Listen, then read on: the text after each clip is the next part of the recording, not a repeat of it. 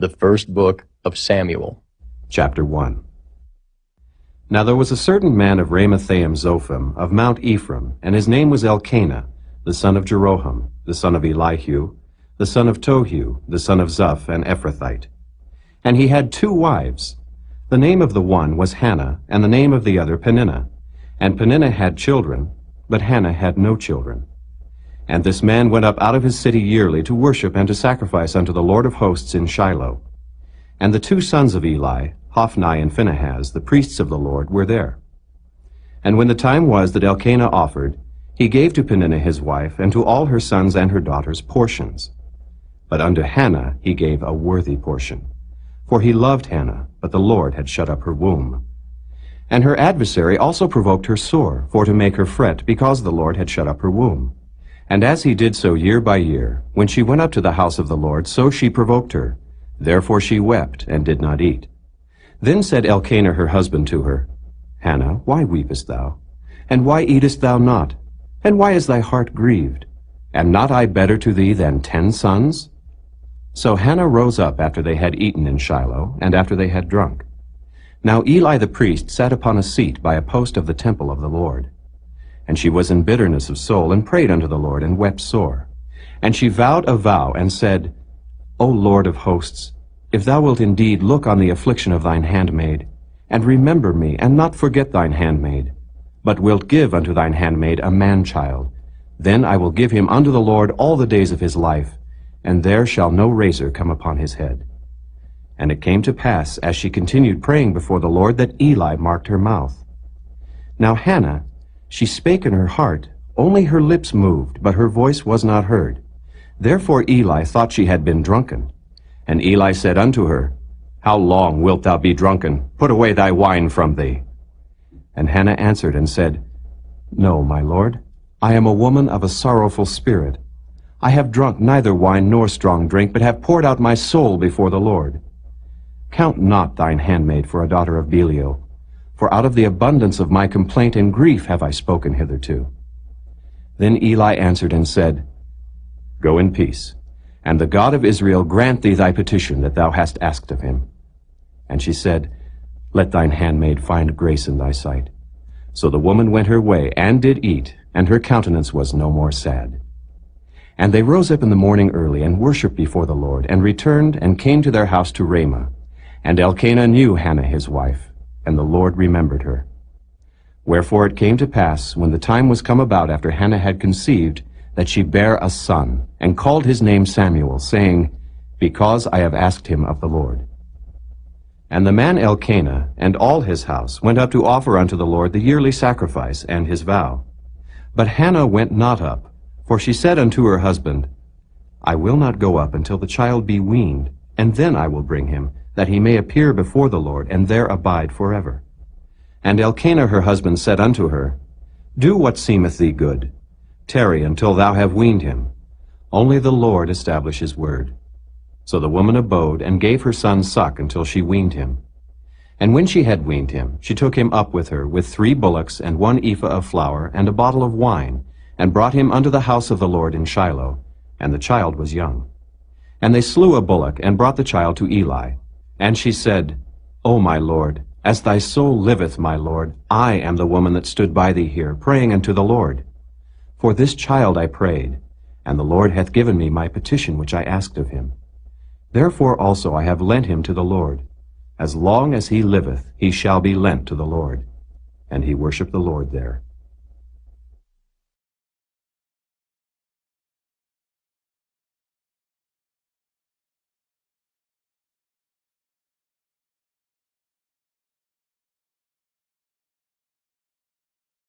Chapter 2. And Hannah prayed and said, My heart rejoiceth in the Lord. Mine horn is exalted in the Lord. My mouth is enlarged over mine enemies, because I rejoice in thy salvation. There is none holy as the Lord, for there is none beside thee. Neither is there any rock like our God. Talk no more so exceeding proudly. Let not arrogancy come out of your mouth. For the Lord is a God of knowledge, and by him actions are weighed. The bows of the mighty men are broken, and they that stumbled are girded with strength. They that were full have hired out themselves for bread, and they that were hungry ceased, so that the barren hath borne 7, and she that hath many children is waxed feeble. The Lord killeth and maketh alive. He bringeth down to the grave and bringeth up. The Lord maketh poor and maketh rich. He bringeth low and lifteth up. He raiseth up the poor out of the dust, and lifteth up the beggar from the dunghill, to set them among princes, and to make them inherit the throne of glory. For the pillars of the earth are the Lord's, and he hath set the world upon them. He will keep the feet of his saints, and the wicked shall be silent in darkness. For by strength shall no man prevail. The adversaries of the Lord shall be broken to pieces. Out of heaven shall he thunder upon them. The Lord shall judge the ends of the earth, and he shall give strength unto his king, and exalt the horn of his anointed. And Elkanah went to Ramah to his house, and the child did minister unto the Lord before Eli the priest. Now the sons of Eli were sons of Belial. They knew not the Lord. And the priest's custom with the people was, that when any man offered sacrifice, the priest's servant came while the flesh was in seething, with a flesh hook of 3 teeth in his hand. And he struck it into the pan, or kettle, or cauldron, or pot. All that the flesh hook brought up the priest took for himself. So they did in Shiloh unto all the Israelites that came thither. Also before they burnt the fat, the priest's servant came and said to the man that sacrificed, Give flesh to roast for the priest, for he will not have sodden flesh of thee, but raw. And if any man said unto him, Let them not fail to burn the fat presently, and then take as much as thy soul desireth, then he would answer him, Nay, but thou shalt give it me now, and if not, I will take it by force. Wherefore the sin of the young men was very great before the Lord, for men abhorred the offering of the Lord. But Samuel ministered before the Lord, being a child, girded with a linen ephod. Moreover, his mother made him a little coat, and brought it to him from year to year when she came up with her husband to offer the yearly sacrifice. And Eli blessed Elkanah and his wife, and said, The Lord give thee seed of this woman for the loan which is lent to the Lord. And they went unto their own home. And the Lord visited Hannah, so that she conceived, and bare 3 sons and 2 daughters. And the child Samuel grew before the Lord. Now Eli was very old, and heard all that his sons did unto all Israel, and how they lay with the women that assembled at the door of the tabernacle of the congregation.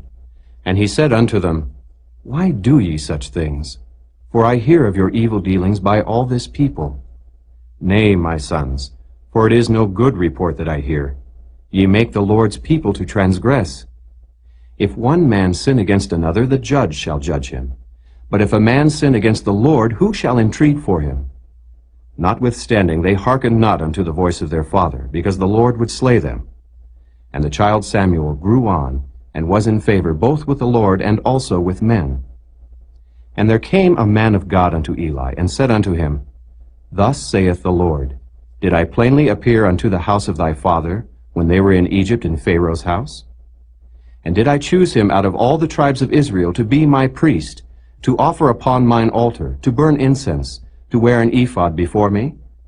And did I give unto the house of thy father all the offerings made by fire of the children of Israel? Wherefore kick ye at my sacrifice and at mine offering, which I have commanded in my habitation, and honorest thy sons above me, to make yourselves fat with the chiefest of all the offerings of Israel my people? Wherefore the Lord God of Israel saith, I said indeed that thy house and the house of thy father should walk before me forever. But now the Lord saith, Be it far from me. For them that honor me I will honor, and they that despise me shall be lightly esteemed. Behold, the days come that I will cut off thine arm, and the arm of thy father's house, that there shall not be an old man in thine house.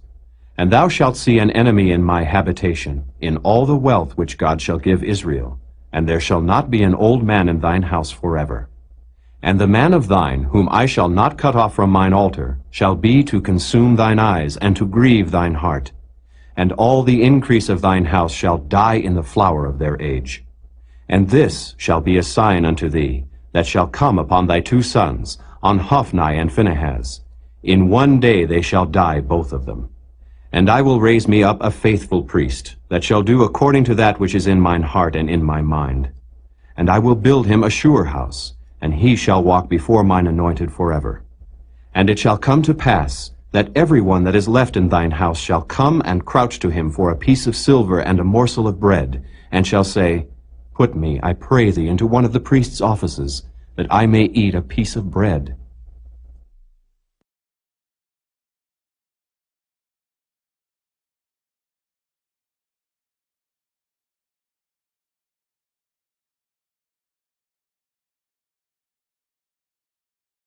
Chapter 3.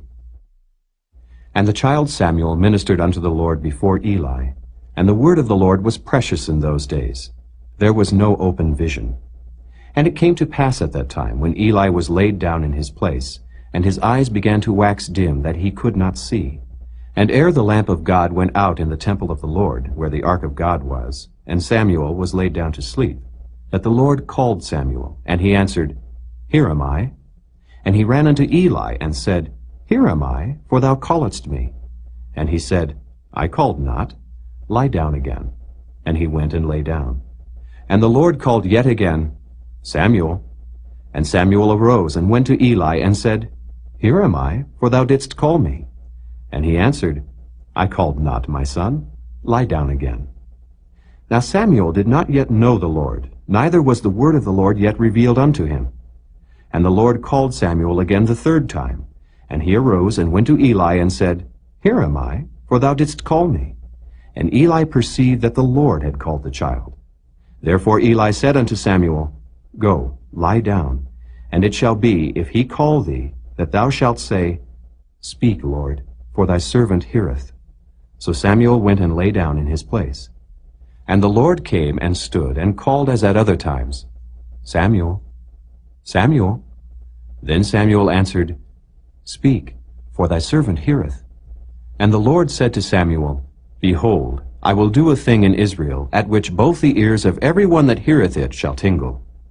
In that day I will perform against Eli all things which I have spoken concerning his house. When I begin, I will also make an end. For I have told him that I will judge his house forever for the iniquity which he knoweth, because his sons made themselves vile, and he restrained them not. And therefore I have sworn unto the house of Eli, that the iniquity of Eli's house shall not be purged with sacrifice nor offering forever. And Samuel lay until the morning, and opened the doors of the house of the Lord. And Samuel feared to show Eli the vision.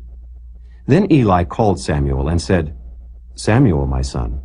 And he answered, Here am I. And he said, What is the thing that the Lord hath said unto thee? I pray thee, hide it not from me. God do so to thee, and more also, if thou hide anything from me of all the things that he said unto thee. And Samuel told him every whit, and hid nothing from him. And he said, It is the Lord. Let him do what seemeth him good. And Samuel grew, and the Lord was with him, and did let none of his words fall to the ground. And all Israel, from Dan even to Beersheba, knew that Samuel was established to be a prophet of the Lord. And the Lord appeared again in Shiloh, for the Lord revealed himself to Samuel in Shiloh by the word of the Lord.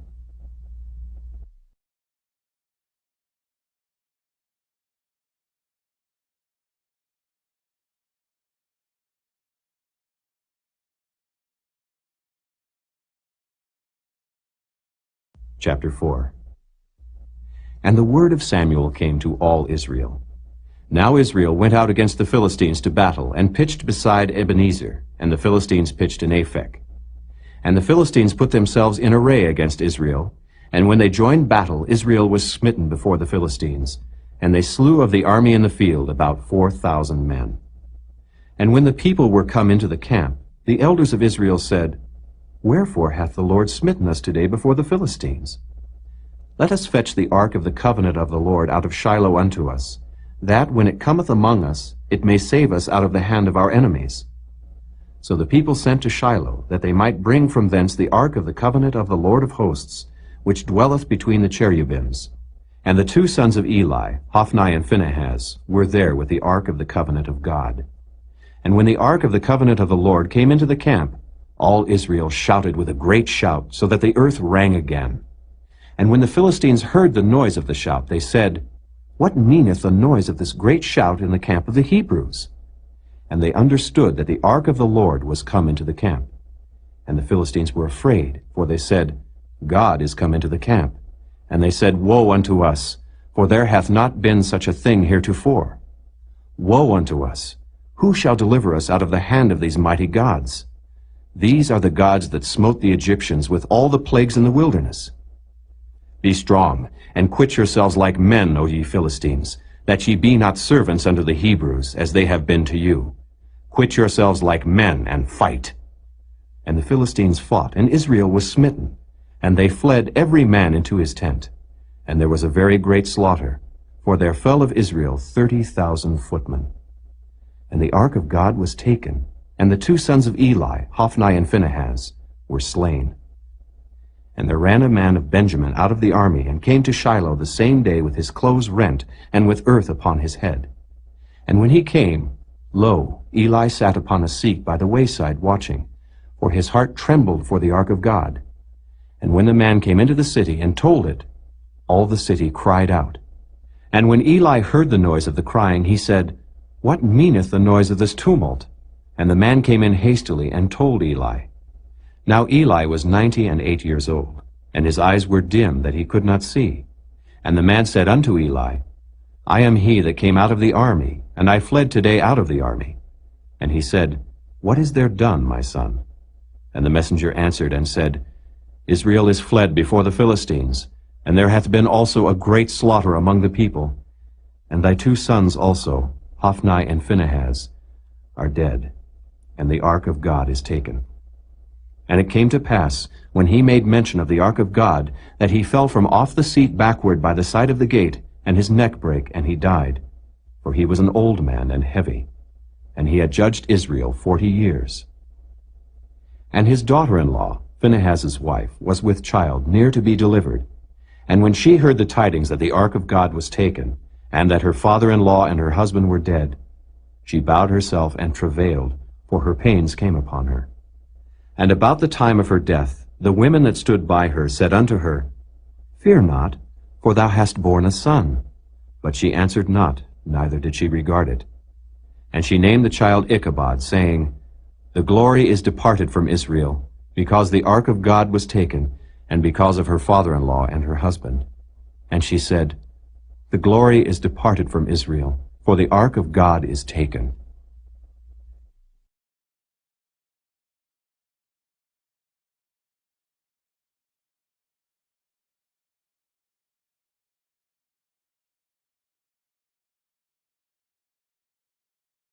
Chapter 5.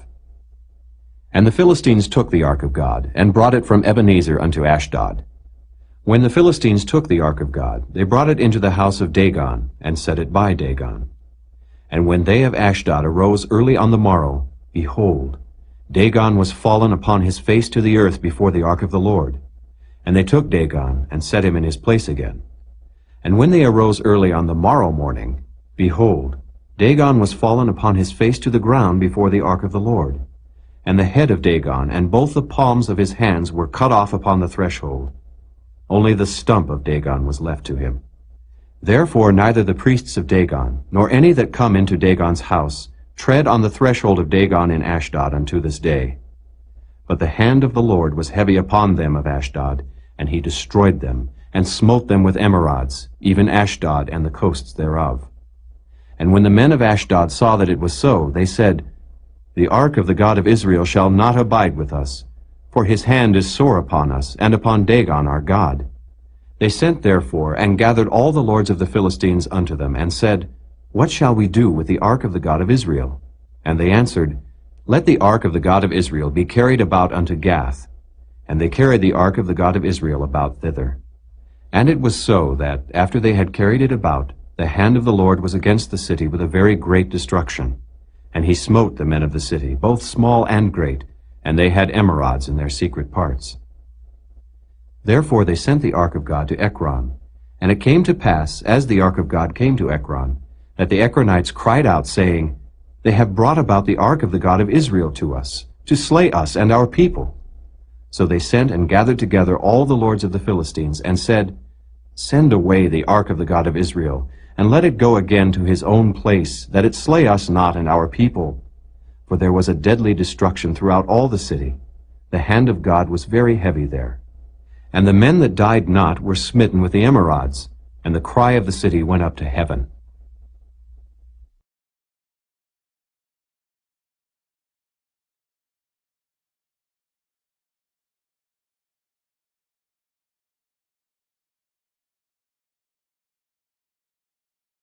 Chapter 6. And the ark of the Lord was in the country of the Philistines 7 months. And the Philistines called for the priests and the diviners, saying, What shall we do to the ark of the Lord? Tell us wherewith we shall send it to his place. And they said, If ye send away the ark of the God of Israel, send it not empty, but in any wise return him a trespass offering. Then ye shall be healed, and it shall be known to you why his hand is not removed from you. Then said they, What shall be the trespass offering which we shall return to him? They answered, 5 golden emerods, and 5 golden mice, according to the number of the lords of the Philistines.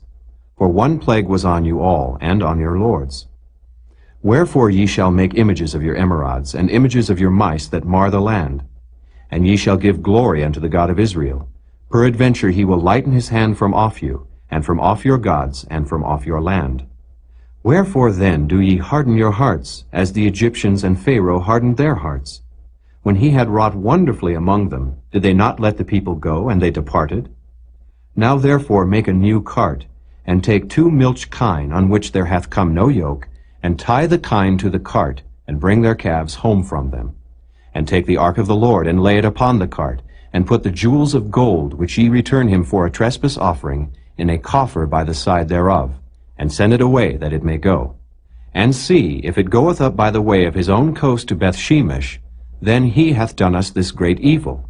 But if not, then we shall know that it is not his hand that smote us. It was a chance that happened to us.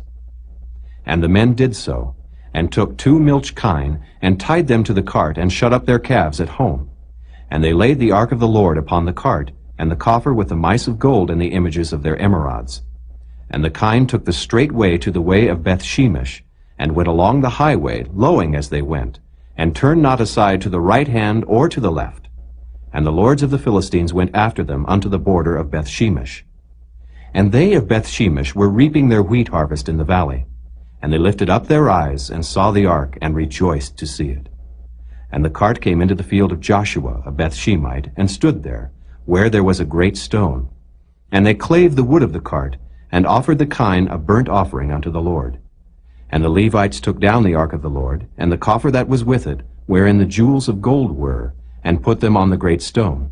And the men of Bethshemesh offered burnt offerings, and sacrificed sacrifices the same day unto the Lord.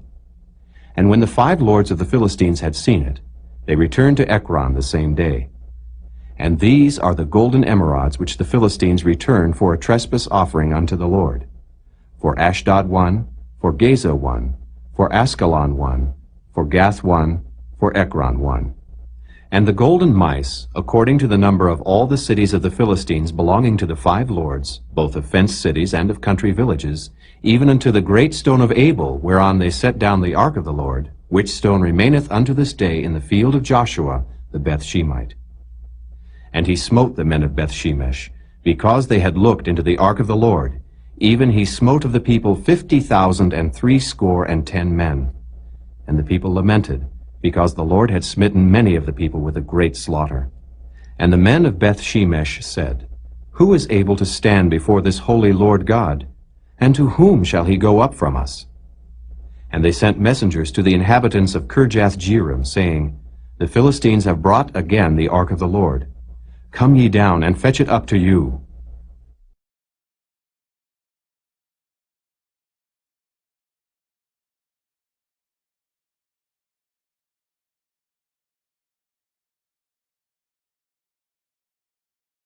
Chapter 7. And the men of Kirjath-jearim came, and fetched up the ark of the Lord, and brought it into the house of Abinadab in the hill, and sanctified Eleazar his son to keep the ark of the Lord. And it came to pass, while the ark abode in Kirjath-jearim, that the time was long, for it was 20 years, and all the house of Israel lamented after the Lord. And Samuel spake unto all the house of Israel, saying, If ye do return unto the Lord with all your hearts, then put away the strange gods and Ashtaroth from among you, and prepare your hearts unto the Lord, and serve him only, and he will deliver you out of the hand of the Philistines. Then the children of Israel did put away Baalim and Ashtaroth, and served the Lord only. And Samuel said, Gather all Israel to Mizpeh, and I will pray for you unto the Lord. And they gathered together to Mizpeh, and drew water, and poured it out before the Lord, and fasted on that day, and said there, We have sinned against the Lord. And Samuel judged the children of Israel in Mizpeh. And when the Philistines heard that the children of Israel were gathered together to Mizpeh, the lords of the Philistines went up against Israel. And when the children of Israel heard it, they were afraid of the Philistines. And the children of Israel said to Samuel, Cease not to cry unto the Lord our God for us, that he will save us out of the hand of the Philistines. And Samuel took a sucking lamb, and offered it for a burnt offering holy unto the Lord. And Samuel cried unto the Lord for Israel, and the Lord heard him. And as Samuel was offering up the burnt offering, the Philistines drew near to battle against Israel. But the Lord thundered with a great thunder on that day upon the Philistines, and discomfited them, and they were smitten before Israel. And the men of Israel went out of Mizpeh, and pursued the Philistines, and smote them, until they came under Beth-kar.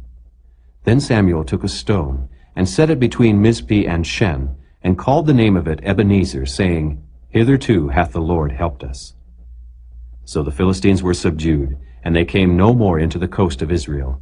And the hand of the Lord was against the Philistines all the days of Samuel. And the cities which the Philistines had taken from Israel were restored to Israel, from Ekron even unto Gath. And the coasts thereof did Israel deliver out of the hands of the Philistines, and there was peace between Israel and the Amorites. And Samuel judged Israel all the days of his life. And he went from year to year in circuit to Bethel, and Gilgal, and Mizpeh, and judged Israel in all those places. And his return was to Ramah, for there was his house, and there he judged Israel, and there he built an altar unto the Lord.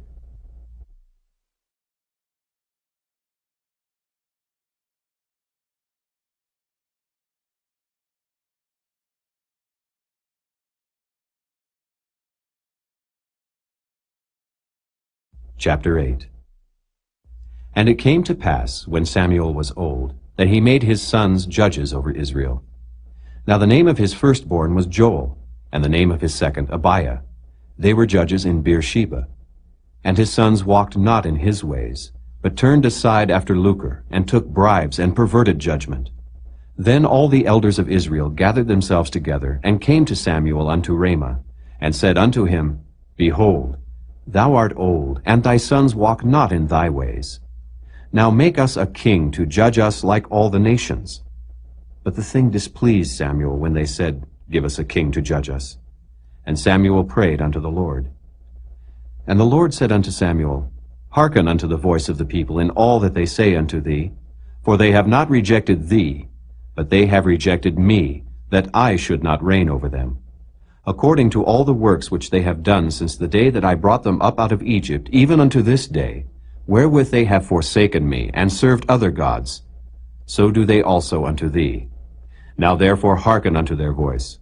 Howbeit yet protest solemnly unto them, and show them the manner of the king that shall reign over them. And Samuel told all the words of the Lord unto the people that asked of him a king. And he said, This will be the manner of the king that shall reign over you. He will take your sons, and appoint them for himself, for his chariots, and to be his horsemen, and some shall run before his chariots. And he will appoint him captains over thousands, and captains over 50s, and will set them to ear his ground, and to reap his harvest, and to make his instruments of war, and instruments of his chariots. And he will take your daughters to be confectionaries, and to be cooks, and to be bakers. And he will take your fields, and your vineyards, and your olive yards, even the best of them, and give them to his servants. And he will take the 10th of your seed, and of your vineyards, and give to his officers, and to his servants. And he will take your menservants, and your maidservants, and your goodliest young men, and your asses, and put them to his work. He will take the 10th of your sheep, and ye shall be his servants. And ye shall cry out in that day because of your king which ye shall have chosen you, and the Lord will not hear you in that day. Nevertheless, the people refused to obey the voice of Samuel, and they said, Nay, but we will have a king over us, that we also may be like all the nations, and that our king may judge us, and go out before us, and fight our battles. And Samuel heard all the words of the people, and he rehearsed them in the ears of the Lord. And the Lord said to Samuel, Hearken unto their voice, and make them a king. And Samuel said unto the men of Israel, Go ye, every man unto his city.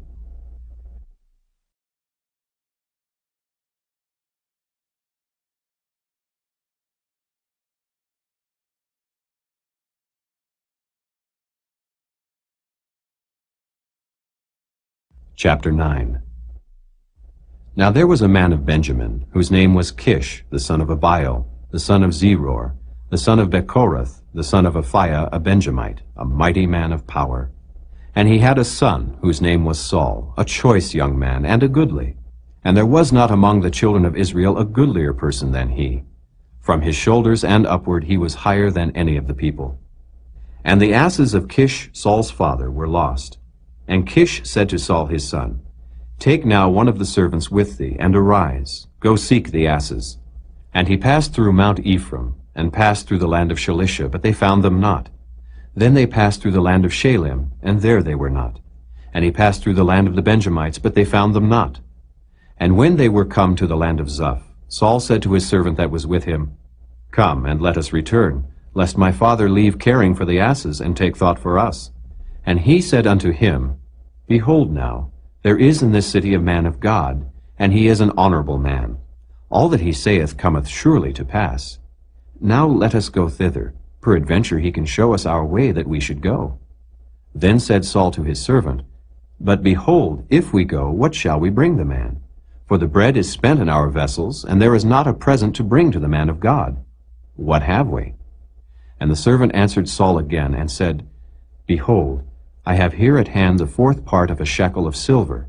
That will I give to the man of God, to tell us our way.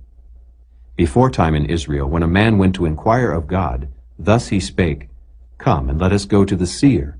For he that is now called a prophet was beforetime called a seer.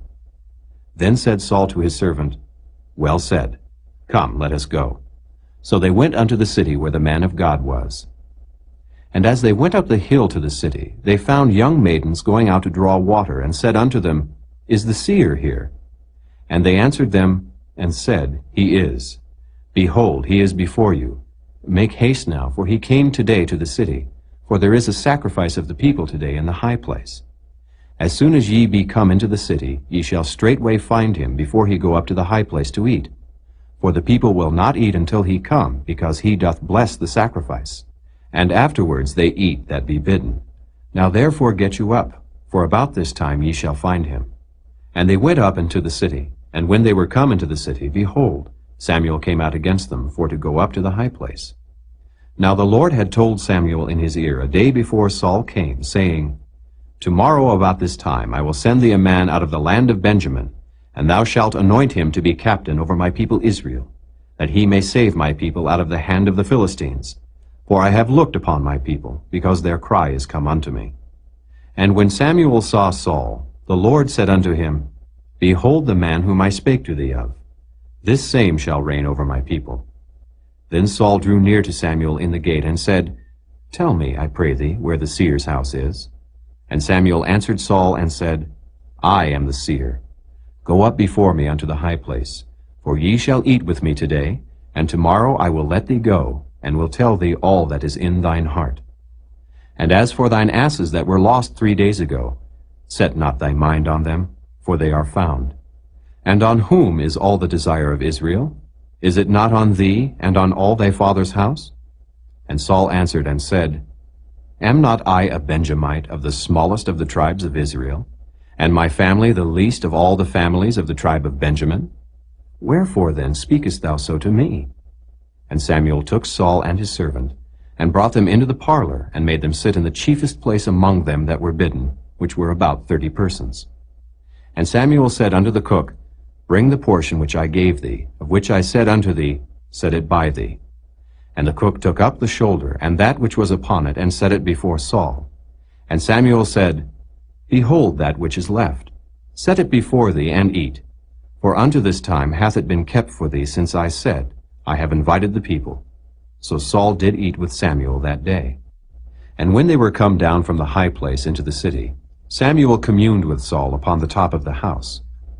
And they arose early, and it came to pass about the spring of the day, that Samuel called Saul to the top of the house, saying, Up, that I may send thee away. And Saul arose, and they went out both of them, he and Samuel, abroad. And as they were going down to the end of the city, Samuel said to Saul, Bid the servant pass on before us. And he passed on. But stand thou still a while, that I may show thee the word of God.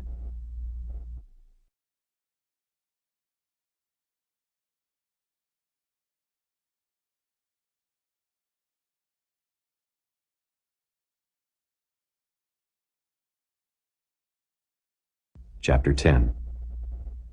Then Samuel took a vial of oil, and poured it upon his head, and kissed him, and said, Is it not because the Lord hath anointed thee to be captain over his inheritance? When thou art departed from me today, then thou shalt find 2 men by Rachel's sepulchre in the border of Benjamin at Zelzah. And they will say unto thee, The asses which thou wentest to seek are found. And lo, thy father hath left the care of the asses, and sorroweth for you, saying, What shall I do for my son? Then shalt thou go on forward from thence, and thou shalt come to the plain of Tabor, and there shall meet thee 3 men going up to God to Bethel, one carrying 3 kids, and another carrying 3 loaves of bread, and another carrying a bottle of wine. And they will salute thee, and give thee 2 loaves of bread, which thou shalt receive of their hands. After that thou shalt come to the hill of God, where is the garrison of the Philistines.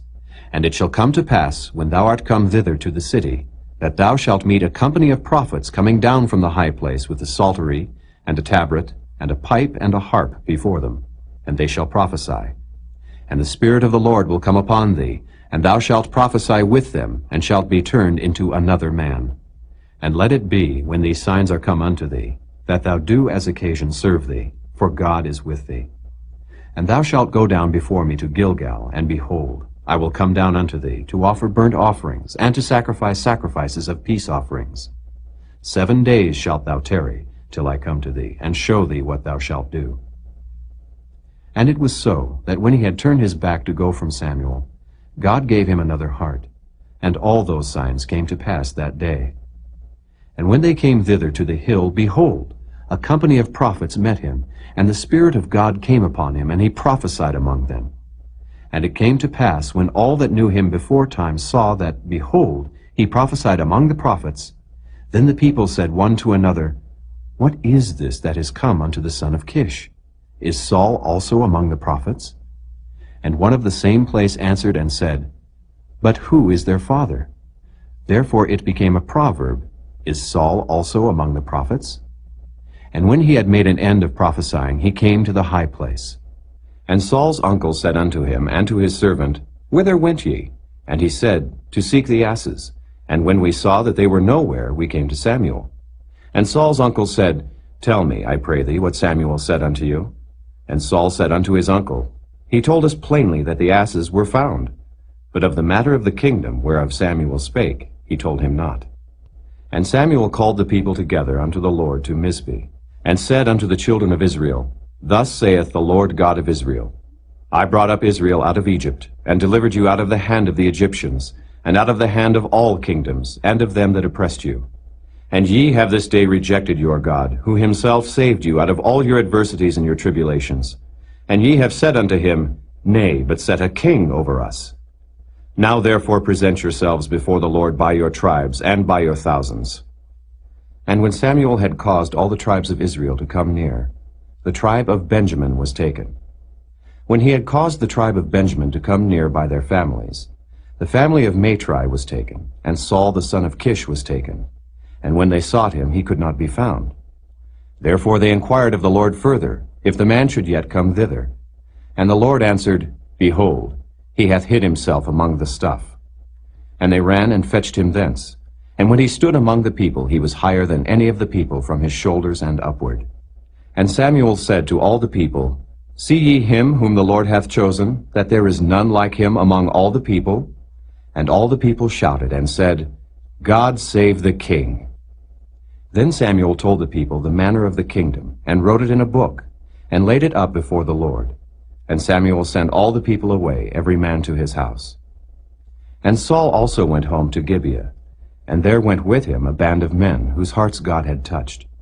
But the children of Belial said, How shall this man save us? And they despised him, and brought him no presents. But he held his peace.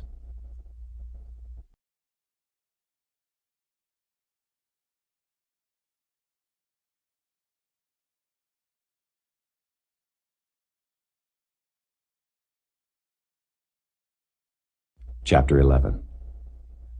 Then Nahash the Ammonite came up, and encamped against Jabesh-Gilead, and all the men of Jabesh said unto Nahash, Make a covenant with us, and we will serve thee. And Nahash the Ammonite answered them, On this condition will I make a covenant with you, that I may thrust out all your right eyes, and lay it for a reproach upon all Israel. And the elders of Jabesh said unto him, Give us 7 days' respite, that we may send messengers unto all the coasts of Israel. And then, if there be no man to save us, we will come out to thee. Then came the messengers to Gibeah of Saul, and told the tidings in the ears of the people. And all the people lifted up their voices, and wept. And behold, Saul came after the herd out of the field. And Saul said, What aileth the people that they weep? And they told him the tidings of the men of Jabesh. And the Spirit of God came upon Saul when he heard those tidings, and his anger was kindled greatly. And he took a yoke of oxen, and hewed them in pieces, and sent them throughout all the coasts of Israel by the hands of messengers, saying, Whosoever cometh not forth after Saul and after Samuel, so shall it be done unto his oxen. And the fear of the Lord fell on the people, and they came out with one consent. And when he numbered them in Bezek, the children of Israel were 300,000, and the men of Judah 30,000. And they said unto the messengers that came, Thus shall ye say unto the men of Jabesh-Gilead, Tomorrow by that time the sun be hot, ye shall have help.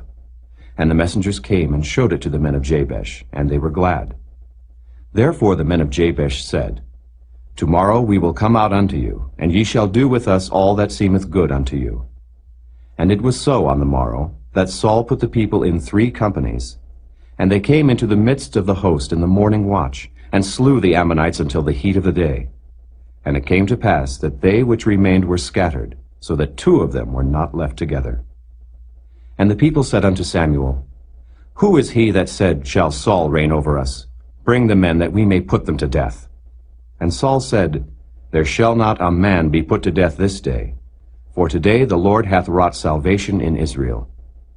Then said Samuel to the people, Come, and let us go to Gilgal, and renew the kingdom there. And all the people went to Gilgal, and there they made Saul king before the Lord in Gilgal. And there they sacrificed sacrifices of peace offerings before the Lord. And there Saul and all the men of Israel rejoiced greatly.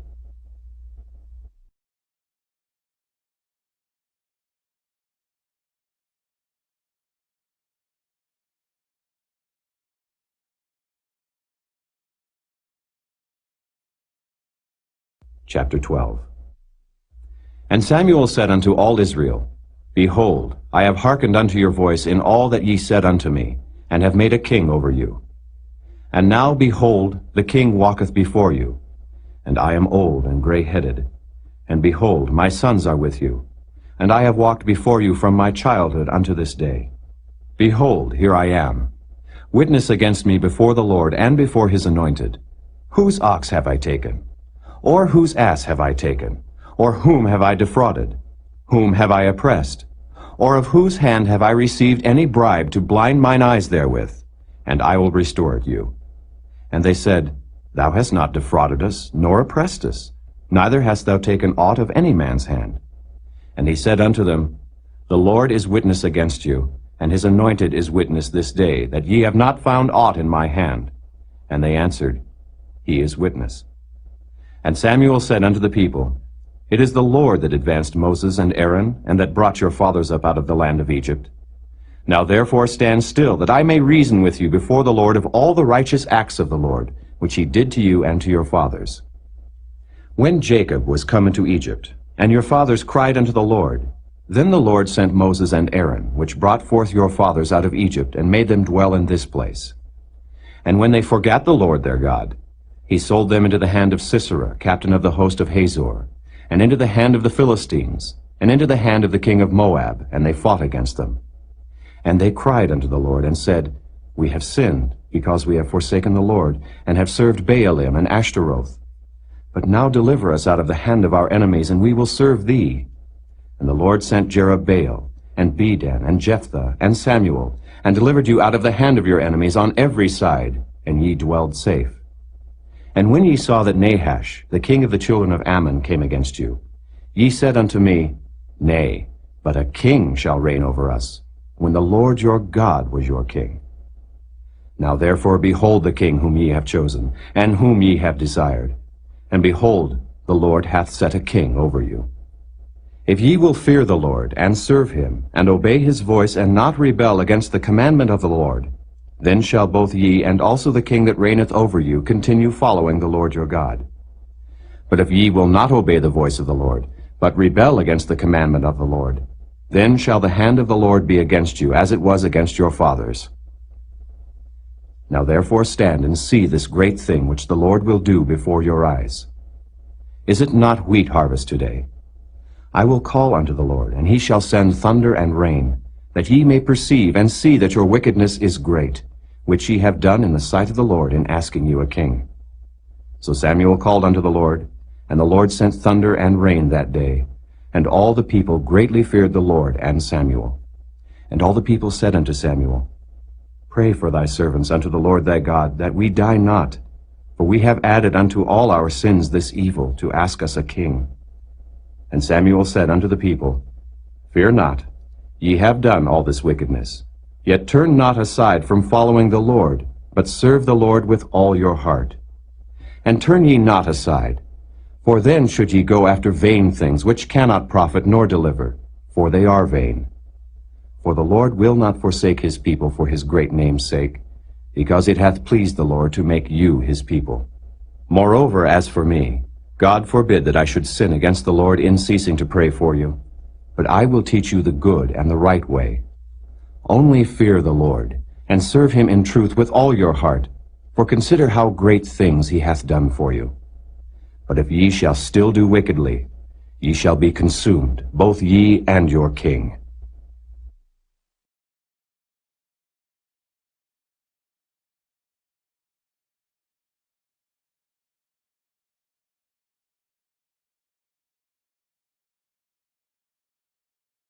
Chapter 13.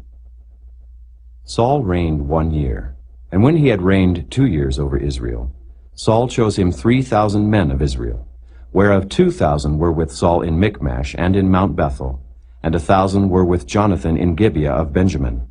And the rest of the people he sent every man to his tent. And Jonathan smote the garrison of the Philistines that was in Geba, and the Philistines heard of it. And Saul blew the trumpet throughout all the land, saying, Let the Hebrews hear. And all Israel heard say that Saul had smitten a garrison of the Philistines, and that Israel also was had in abomination with the Philistines. And the people were called together after Saul to Gilgal. And the Philistines gathered themselves together to fight with Israel, 30,000 chariots, and 6,000 horsemen, and people as the sand which is on the seashore in multitude. And they came up, and pitched in Michmash, eastward from Bethaven. When the men of Israel saw that they were in a strait, for the people were distressed, then the people did hide themselves in caves, and in thickets, and in rocks, and in high places, and in pits. And some of the Hebrews went over Jordan to the land of Gad and Gilead. As for Saul, he was yet in Gilgal, and all the people followed him, trembling. And he tarried 7 days, according to the set time that Samuel had appointed. But Samuel came not to Gilgal, and the people were scattered from him. And Saul said, Bring hither a burnt offering to me, and peace offerings. And he offered the burnt offering. And it came to pass that as soon as he had made an end of offering the burnt offering, behold, Samuel came. And Saul went out to meet him, that he might salute him. And Samuel said, What hast thou done?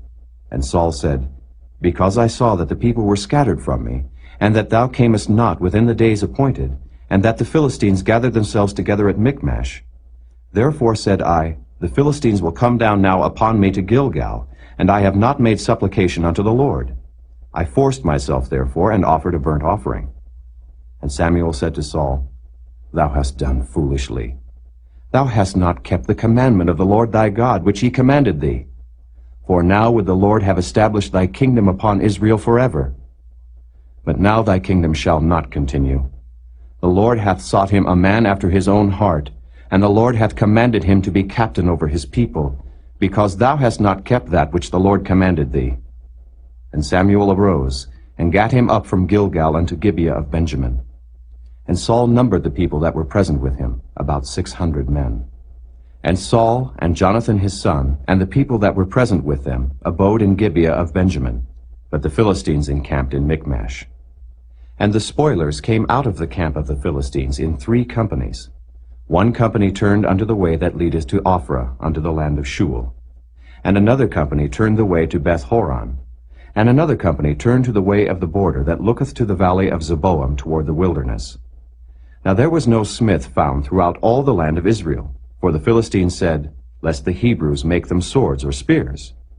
But all the Israelites went down to the Philistines, to sharpen every man his share, and his coulter, and his axe, and his mattock. Yet they had a file for the mattocks, and for the coulters, and for the forks, and for the axes, and to sharpen the goads. So it came to pass in the day of battle, that there was neither sword nor spear found in the hand of any of the people that were with Saul and Jonathan. But with Saul and with Jonathan his son was there found. And the garrison of the Philistines went out to the passage of Michmash.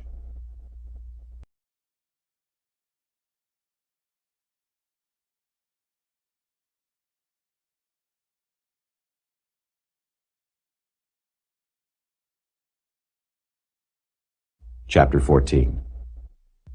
Now it came to pass upon a day, that Jonathan the son of Saul said unto the young man that bare his armor, Come, and let us go over to the Philistines' garrison that is on the other side.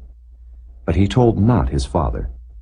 And Saul tarried in the uttermost part of Gibeah under a pomegranate tree which is in Migron. And the people that were with him were about 600 men. And Ahiah, the son of Ahitub, Ichabod's brother, the son of Phinehas, the son of Eli, the Lord's priest in Shiloh, wearing an ephod. And the people knew not that Jonathan was gone. And between the passages by which Jonathan sought to go over unto the Philistines' garrison, there was a sharp rock on the one side, and a sharp rock on the other side. And the name of the one was Bozez, and the name of the other Seni. The forefront of the one was situate northward over against Michmash, and the other southward over against Gibeah. And Jonathan said to the young man that bare his armor, Come, and let us go over unto the garrison of these uncircumcised. It may be that the Lord will work for us, for there is no restraint to the Lord to save by many or by few. And his armor-bearer said unto him, Do all that is in thine heart. Turn thee. Behold, I am with thee according to thy heart. Then said Jonathan, Behold, we will pass over unto these men, and we will discover ourselves unto them.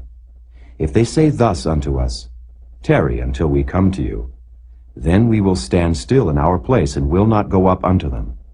But if they say thus, Come up unto us, then we will go up, for the Lord hath delivered them into our hand, and this shall be a sign unto us. And both of them discovered themselves unto the garrison of the Philistines. And the Philistines said, Behold, the Hebrews come forth out of the holes where they had hid themselves. And the men of the garrison answered Jonathan and his armor-bearer, and said, Come up to us, and we will show you a thing. And Jonathan said unto his armor-bearer, Come up after me, for the Lord hath delivered them into the hand of Israel. And Jonathan climbed up upon his hands and upon his feet, and his armor-bearer after him. And they fell before Jonathan, and his armor-bearer slew after him. And that first slaughter which Jonathan and his armor-bearer made was about 20 men, within as it were an half acre of land, which a yoke of oxen might plow. And there was trembling in the host in the field, and among all the people. The garrison and the spoilers, they also trembled, and the earth quaked. So it was a very great trembling. And the watchmen of Saul in Gibeah of Benjamin looked, and behold, the multitude melted away, and they went on beating down one another. Then said Saul unto the people that were with him, Number now, and see who is gone from us. And when they had numbered, behold, Jonathan and his armor-bearer were not there. And Saul said unto Ahiah, Bring hither the ark of God, for the ark of God was at that time with the children of Israel. And it came to pass, while Saul talked unto the priest, that the noise that was in the host of the Philistines went on and increased. And Saul said unto the priest, Withdraw thine hand. And Saul and all the people that were with him assembled themselves, and they came to the battle. And behold, every man's sword was against his fellow, and there was a very great discomfiture.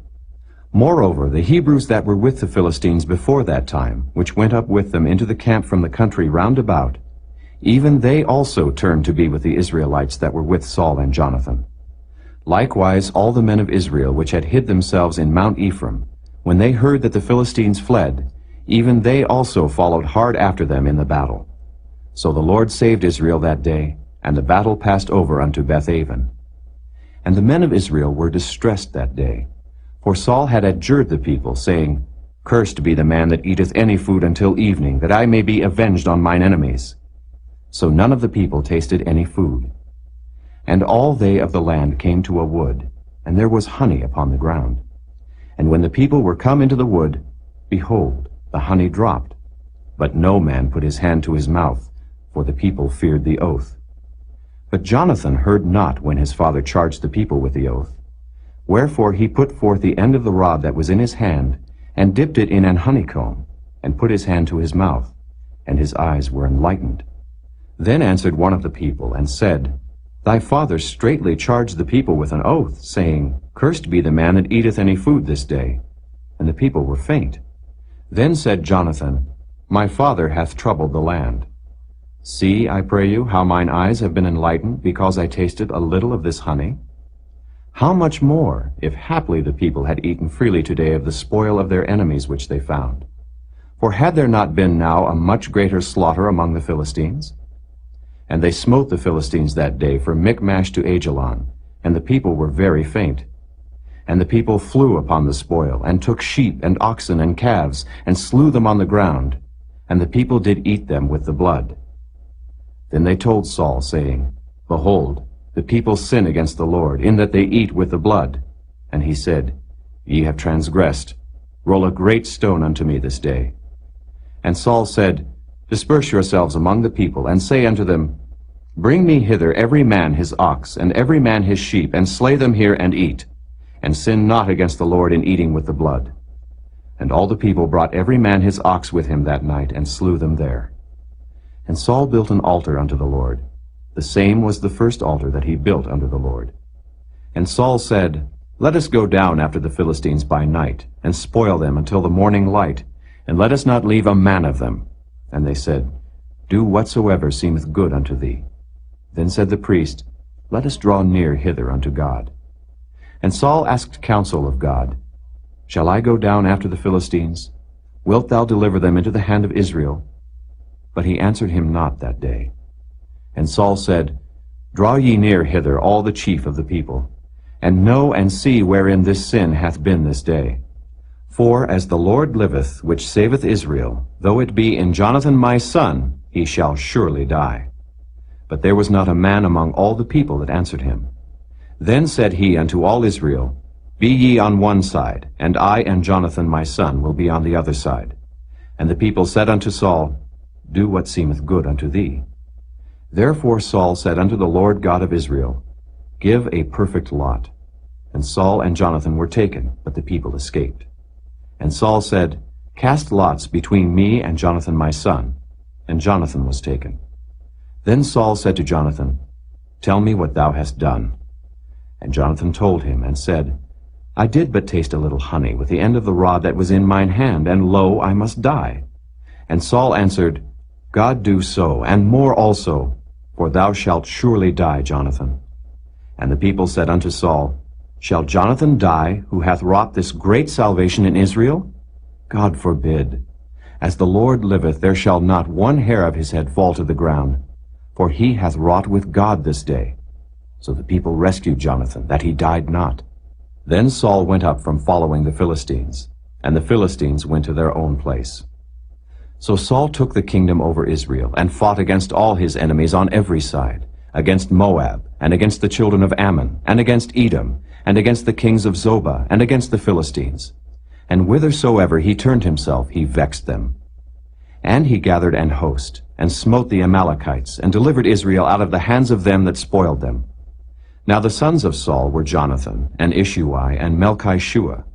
And the names of his 2 daughters were these: the name of the firstborn Merab, and the name of the younger Michal. And the name of Saul's wife was Ahinoam, the daughter of Ahimaaz. And the name of the captain of his host was Abner, the son of Ner, Saul's uncle. And Kish was the father of Saul. And Ner, the father of Abner, was the son of Abiel. And there was sore war against the Philistines all the days of Saul. And when Saul saw any strong man or any valiant man, he took him unto him.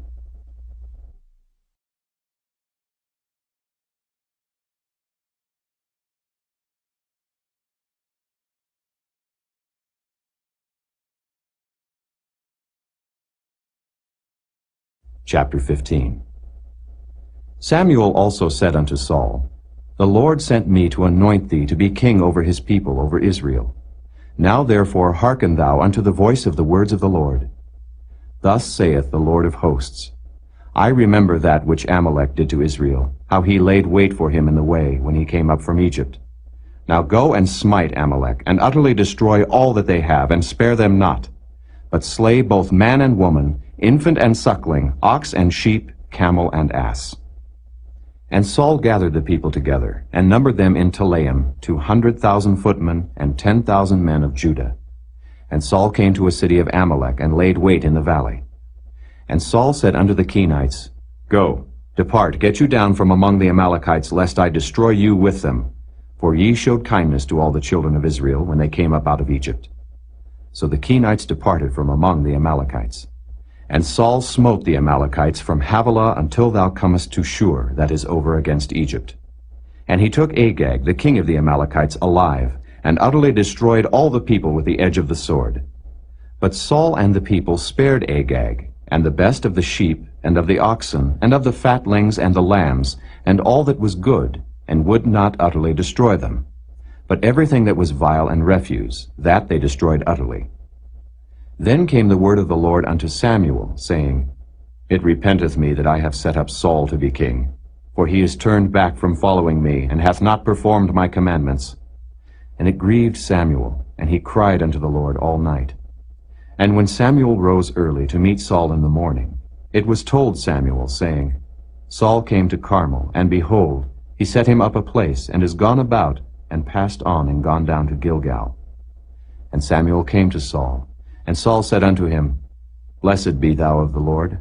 I have performed the commandment of the Lord.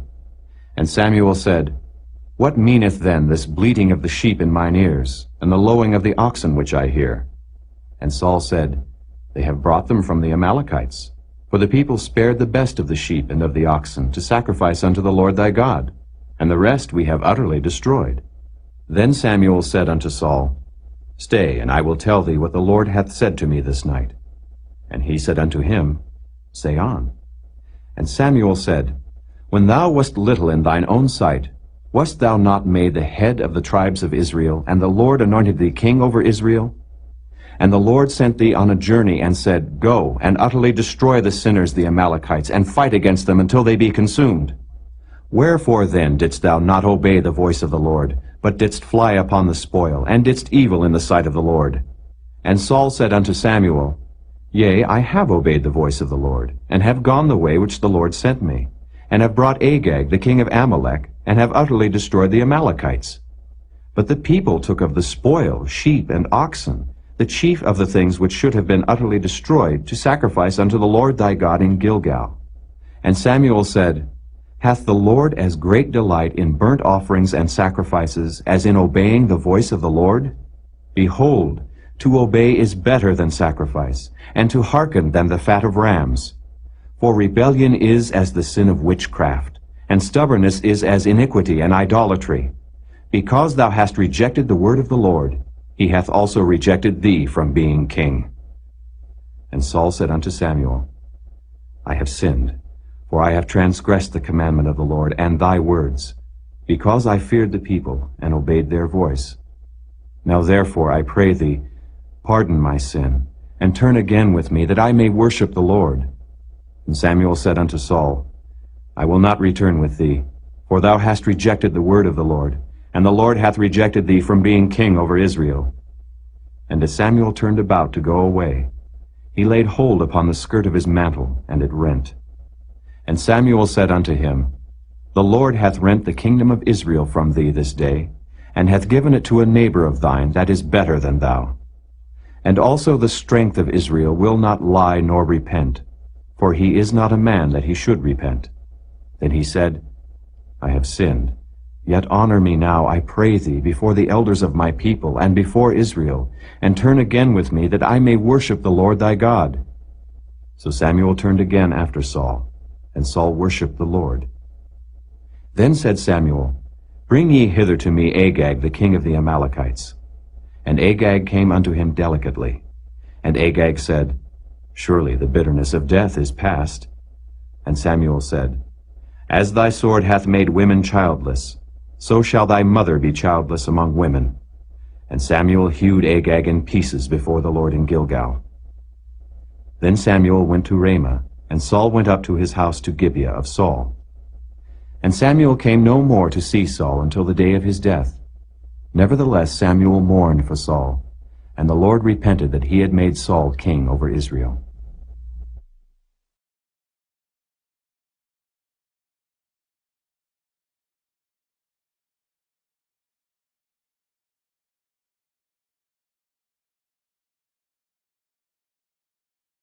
Chapter 16. And the Lord said unto Samuel, How long wilt thou mourn for Saul, seeing I have rejected him from reigning over Israel? Fill thine horn with oil, and go. I will send thee to Jesse the Bethlehemite, for I have provided me a king among his sons. And Samuel said, How can I go? If Saul hear it, he will kill me. And the Lord said, Take an heifer with thee, and say, I am come to sacrifice to the Lord. And call Jesse to the sacrifice, and I will show thee what thou shalt do. And thou shalt anoint unto me him whom I name unto thee.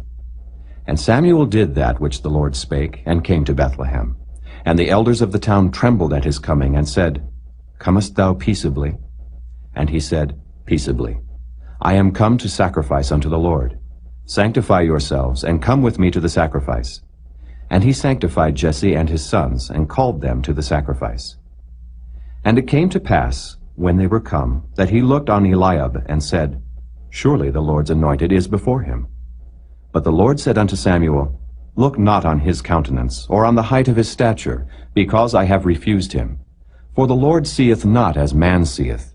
For man looketh on the outward appearance, but the Lord looketh on the heart. Then Jesse called Abinadab, and made him pass before Samuel. And he said, Neither hath the Lord chosen this.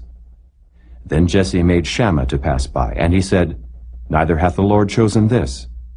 Again Jesse made 7 of his sons to pass before Samuel.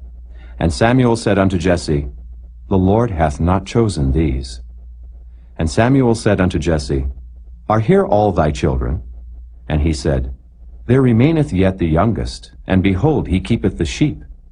And Samuel said unto Jesse, Send and fetch him, for we will not sit down till he come hither. And he sent, and brought him in. Now he was ruddy, and withal of a beautiful countenance, and goodly to look to. And the Lord said, Arise, anoint him, for this is he. Then Samuel took the horn of oil, and anointed him in the midst of his brethren. And the Spirit of the Lord came upon David from that day forward. So Samuel rose up, and went to Ramah. But the Spirit of the Lord departed from Saul, and an evil spirit from the Lord troubled him. And Saul's servants said unto him, Behold now, an evil spirit from God troubleth thee. Let our Lord now command thy servants, which are before thee, to seek out a man who is a cunning player on an harp. And it shall come to pass, when the evil spirit from God is upon thee, that he shall play with his hand, and thou shalt be well. And Saul said unto his servants, Provide me now a man that can play well, and bring him to me. Then answered one of the servants, and said, Behold, I have seen a son of Jesse the Bethlehemite, that is cunning in playing, and a mighty valiant man, and a man of war, and prudent in matters, and a comely person, and the Lord is with him. Wherefore Saul sent messengers unto Jesse, and said, Send me David thy son, which is with the sheep. And Jesse took an ass laden with bread, and a bottle of wine, and a kid, and sent them by David his son unto Saul. And David came to Saul, and stood before him. And he loved him greatly, and he became his armor-bearer. And Saul sent to Jesse, saying, Let David, I pray thee, stand before me, for he hath found favor in my sight. And it came to pass, when the evil spirit from God was upon Saul, that David took an harp and played with his hand. So Saul was refreshed, and was well, and the evil spirit departed from him.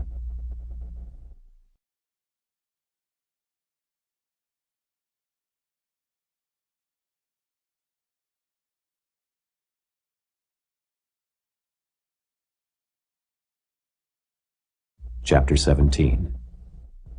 Now the Philistines gathered together their armies to battle, and were gathered together at Shochoh, which belongeth to Judah, and pitched between Shochoh and Azekah in Ephes-dammim. And Saul and the men of Israel were gathered together, and pitched by the valley of Elah, and set the battle in array against the Philistines. And the Philistines stood on a mountain on the one side, and Israel stood on a mountain on the other side, and there was a valley between them. And there went out a champion out of the camp of the Philistines, named Goliath of Gath, whose height was 6 cubits and a span. And he had an helmet of brass upon his head, and he was armed with a coat of mail, and the weight of the coat was 5,000 shekels of brass. And he had greaves of brass upon his legs, and a target of brass between his shoulders. And the staff of his spear was like a weaver's beam, and his spear's head weighed 600 shekels of iron, and one bearing a shield went before him. And he stood and cried unto the armies of Israel, and said unto them, Why are ye come out to set your battle in array? Am not I a Philistine, and ye servants to Saul? Choose you a man for you, and let him come down to me. If he be able to fight with me, and to kill me, then will we be your servants. But if I prevail against him, and kill him, then shall ye be our servants, and serve us. And the Philistines said, I defy the armies of Israel this day. Give me a man that we may fight together. When Saul and all Israel heard those words of the Philistine, they were dismayed and greatly afraid. Now David was the son of that Ephrathite of Bethlehem, Judah, whose name was Jesse, and he had 8 sons. And the man went among men for an old man in the days of Saul. And the 3 eldest sons of Jesse went and followed Saul to the battle. And the names of his 3 sons that went to the battle were Eliab the firstborn, and next unto him Abinadab, and the third Shammah. And David was the youngest, and the 3 eldest followed Saul. But David went and returned from Saul to feed his father's sheep at Bethlehem. And the Philistine drew near morning and evening, and presented himself 40 days. And Jesse said unto David his son, Take now for thy brethren an ephah of this parched corn, and these 10 loaves, and run to the camp to thy brethren, and carry these 10 cheeses unto the captain of their 1,000, and look how thy brethren fare, and take their pledge.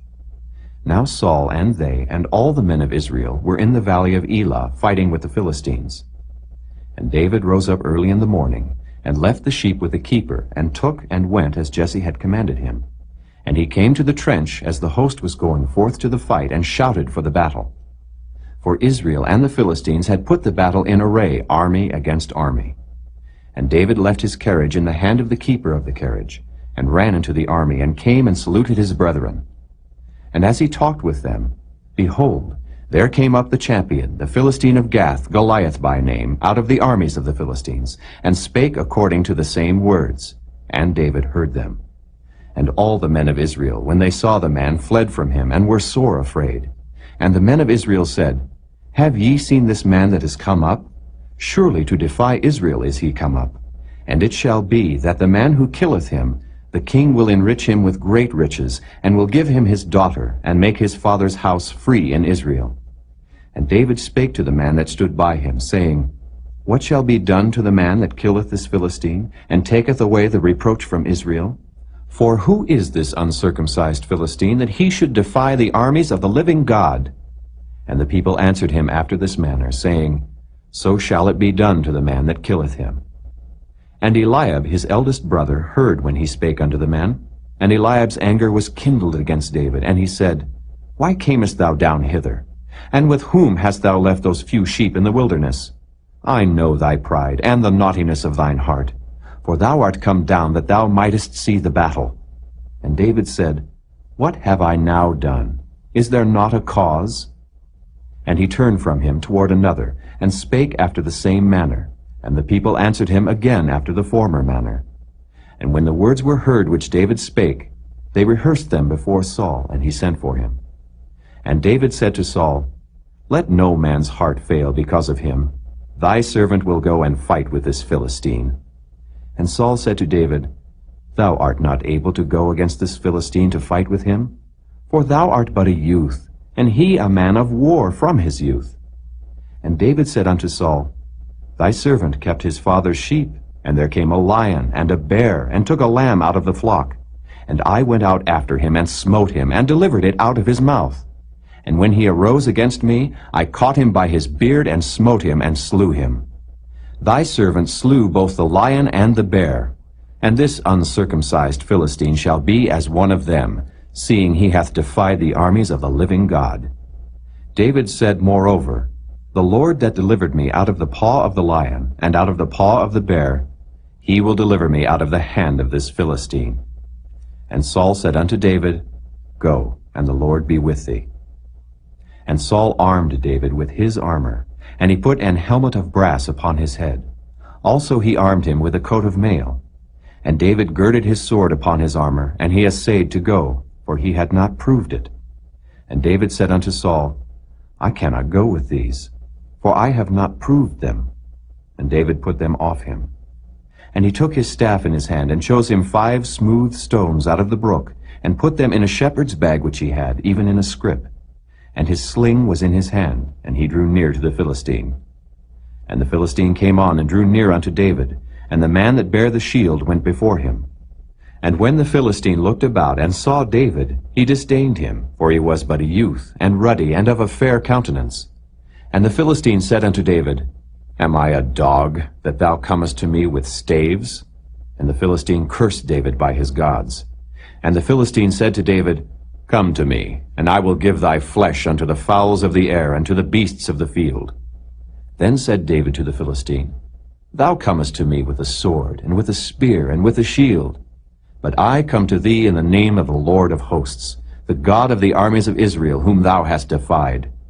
This day will the Lord deliver thee into mine hand, and I will smite thee, and take thine head from thee, and I will give the carcasses of the host of the Philistines this day unto the fowls of the air, and to the wild beasts of the earth, that all the earth may know that there is a God in Israel.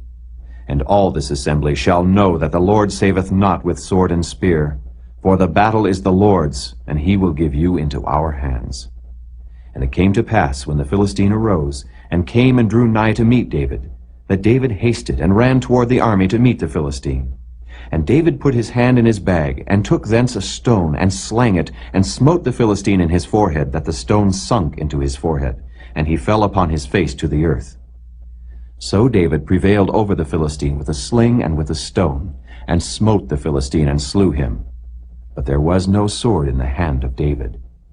Therefore David ran, and stood upon the Philistine, and took his sword, and drew it out of the sheath thereof, and slew him, and cut off his head therewith.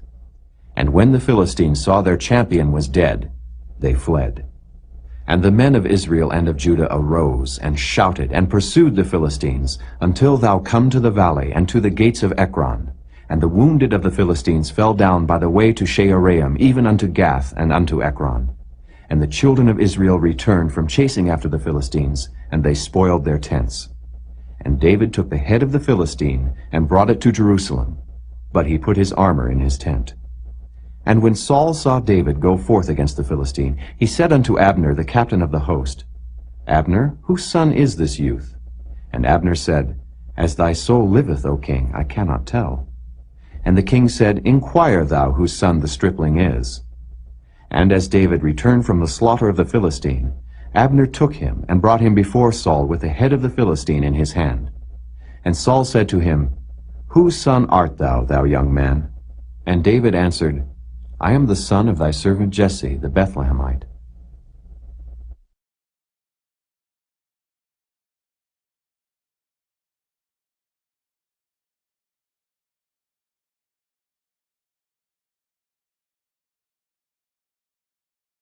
Chapter 18.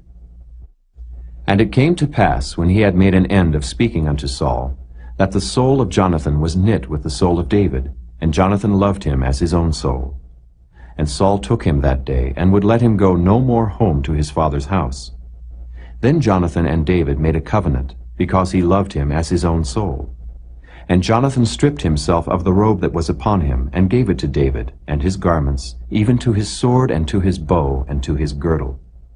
And David went out whithersoever Saul sent him, and behaved himself wisely.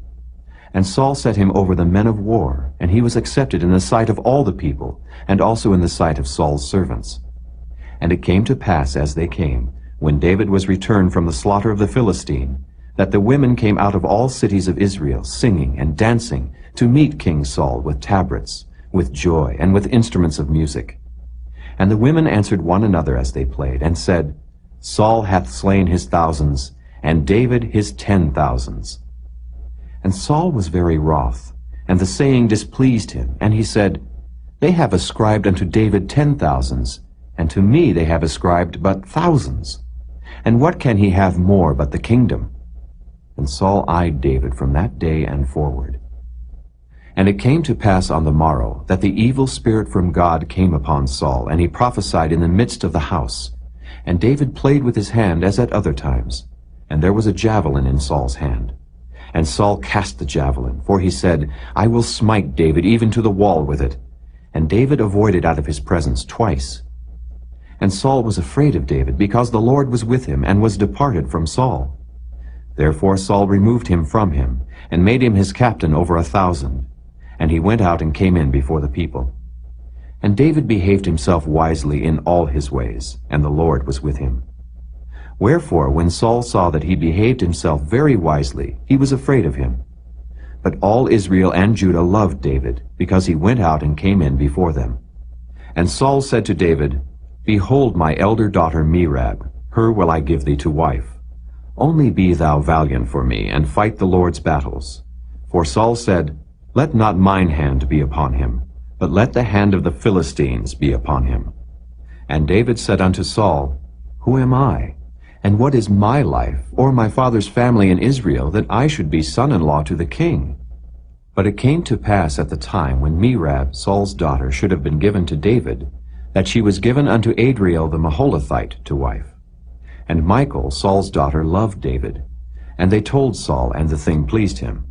And Saul said, I will give him her, that she may be a snare to him, and that the hand of the Philistines may be against him. Wherefore Saul said to David, Thou shalt this day be my son-in-law in the one of the twain. And Saul commanded his servants, saying, Commune with David secretly, and say, Behold, the king hath delight in thee, and all his servants love thee. Now therefore be the king's son-in-law. And Saul's servants spake those words in the ears of David. And David said, Seemeth it to you a light thing to be a king's son-in-law, seeing that I am a poor man, and lightly esteemed? And the servants of Saul told him, saying, On this manner spake David. And Saul said, Thus shall ye say to David, The king desireth not any dowry, but 100 foreskins of the Philistines, to be avenged of the king's enemies. But Saul thought to make David fall by the hand of the Philistines. And when his servants told David these words, it pleased David well to be the king's son-in-law, and the days were not expired. Wherefore David arose and went, he and his men, and slew of the Philistines 200 men. And David brought their foreskins, and they gave them in full tale to the king, that he might be the king's son-in-law. And Saul gave him Michal his daughter to wife. And Saul saw and knew that the Lord was with David, and that Michal, Saul's daughter, loved him. And Saul was yet the more afraid of David, and Saul became David's enemy continually. Then the princes of the Philistines went forth, and it came to pass after they went forth, that David behaved himself more wisely than all the servants of Saul, so that his name was much set by.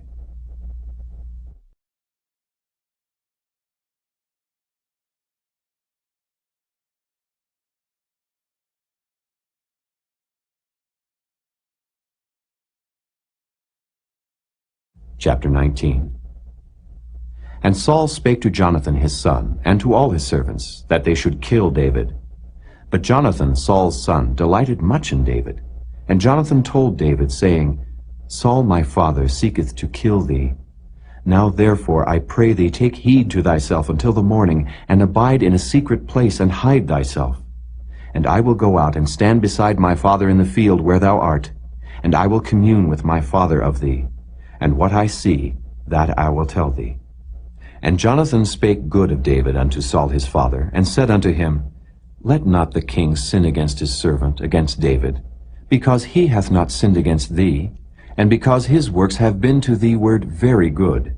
For he did put his life in his hand, and slew the Philistine, and the Lord wrought a great salvation for all Israel. Thou sawest it, and didst rejoice. Wherefore then wilt thou sin against innocent blood, to slay David without a cause? And Saul hearkened unto the voice of Jonathan. And Saul sware, As the Lord liveth, he shall not be slain. And Jonathan called David, and Jonathan showed him all those things. And Jonathan brought David to Saul, and he was in his presence, as in times past. And there was war again. And David went out and fought with the Philistines, and slew them with a great slaughter, and they fled from him. And the evil spirit from the Lord was upon Saul, as he sat in his house with his javelin in his hand. And David played with his hand. And Saul sought to smite David even to the wall with the javelin. But he slipped away out of Saul's presence, and he smote the javelin into the wall. And David fled and escaped that night. Saul also sent messengers unto David's house, to watch him, and to slay him in the morning. And Michal, David's wife, told him, saying, If thou save not thy life tonight, tomorrow thou shalt be slain. So Michal let David down through a window, and he went and fled and escaped. And Michal took an image, and laid it in the bed, and put a pillow of goat's hair for his bolster, and covered it with a cloth. And when Saul sent messengers to take David, she said, He is sick. And Saul sent the messengers again to see David, saying, Bring him up to me in the bed, that I may slay him. And when the messengers were come in, behold, there was an image in the bed, with a pillow of goat's hair for his bolster. And Saul said unto Michal, Why hast thou deceived me so, and sent away mine enemy, that he is escaped? And Michal answered Saul, He said unto me, Let me go, why should I kill thee? So David fled and escaped, and came to Samuel to Ramah, and told him all that Saul had done to him. And he and Samuel went and dwelt in Naioth. And it was told Saul, saying, Behold, David is at Naioth in Ramah. And Saul sent messengers to take David. And when they saw the company of the prophets prophesying, and Samuel standing as appointed over them, the Spirit of God was upon the messengers of Saul, and they also prophesied. And when it was told Saul, he sent other messengers, and they prophesied likewise.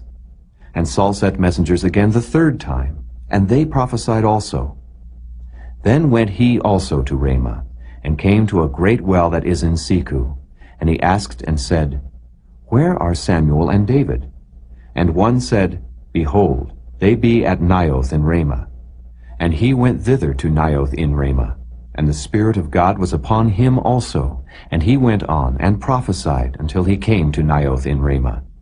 And he stripped off his clothes also, and prophesied before Samuel in like manner, and lay down naked all that day and all that night. Wherefore they say, Is Saul also among the prophets?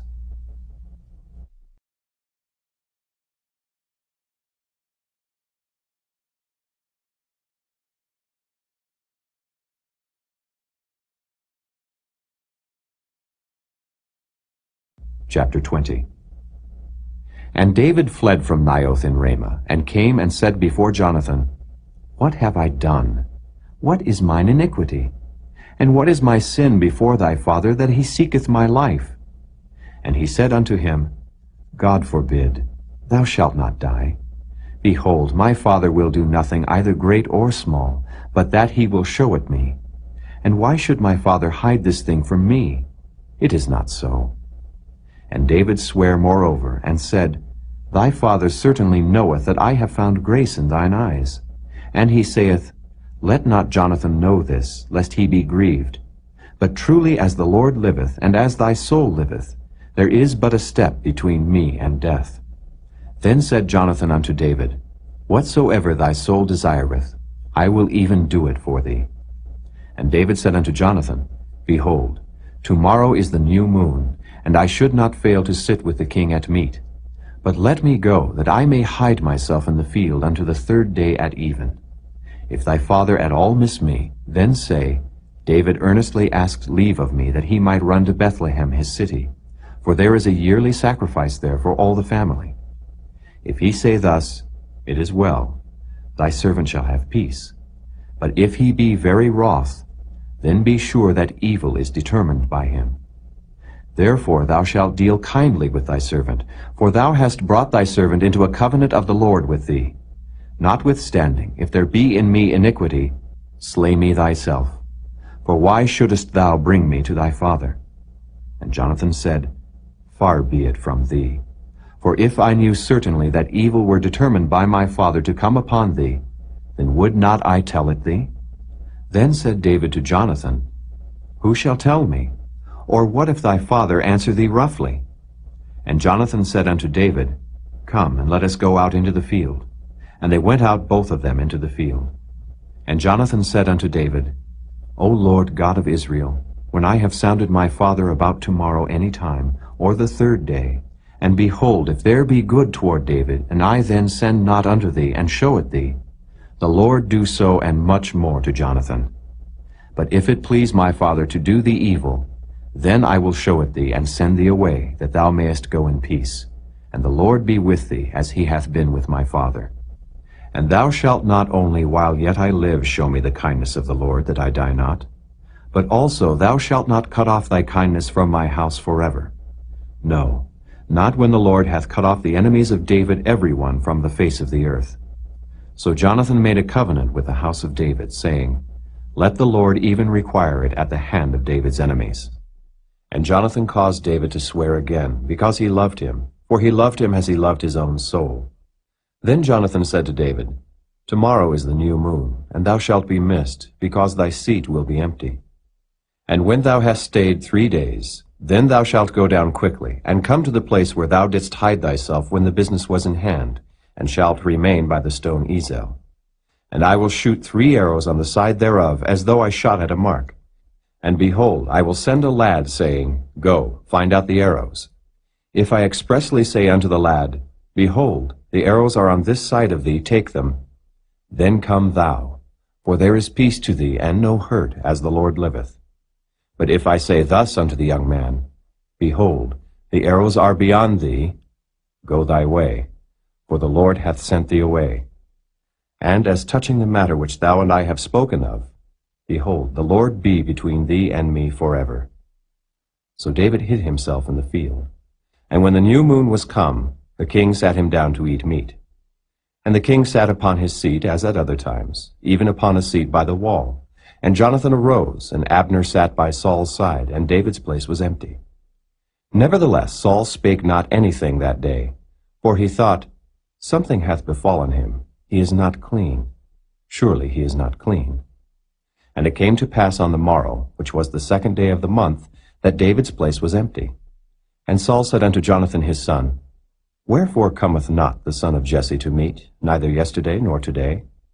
And Jonathan answered Saul, David earnestly asked leave of me to go to Bethlehem. And he said, Let me go, I pray thee, for our family hath a sacrifice in the city. And my brother, he hath commanded me to be there. And now, if I have found favor in thine eyes, let me get away, I pray thee, and see my brethren. Therefore he cometh not unto the king's table. Then Saul's anger was kindled against Jonathan, and he said unto him, Thou son of the perverse, rebellious woman, do not I know that thou hast chosen the son of Jesse to thine own confusion, and unto the confusion of thy mother's nakedness? For as long as the son of Jesse liveth upon the ground, thou shalt not be established, nor thy kingdom. Wherefore now send and fetch him unto me, for he shall surely die. And Jonathan answered Saul his father, and said unto him, Wherefore shall he be slain? What hath he done? And Saul cast a javelin at him to smite him, whereby Jonathan knew that it was determined of his father to slay David. So Jonathan arose from the table in fierce anger, and did eat no meat the 2nd day of the month. For he was grieved for David, because his father had done him shame. And it came to pass in the morning, that Jonathan went out into the field at the time appointed with David, and a little lad with him. And he said unto his lad, Run, find out now the arrows which I shoot. And as the lad ran, he shot an arrow beyond him. And when the lad was come to the place of the arrow which Jonathan had shot, Jonathan cried after the lad and said, Is not the arrow beyond thee? And Jonathan cried after the lad, Make speed, haste, stay not. And Jonathan's lad gathered up the arrows and came to his master. But the lad knew not anything. Only Jonathan and David knew the matter. And Jonathan gave his artillery unto his lad, and said unto him, Go, carry them to the city. And as soon as the lad was gone, David arose out of a place toward the south, and fell on his face to the ground, and bowed himself 3 times. And they kissed one another, and wept one with another, until David exceeded. And Jonathan said to David, Go in peace, for as much as we have sworn both of us in the name of the Lord, saying, The Lord be between me and thee, and between my seed and thy seed forever. And he arose and departed, and Jonathan went into the city.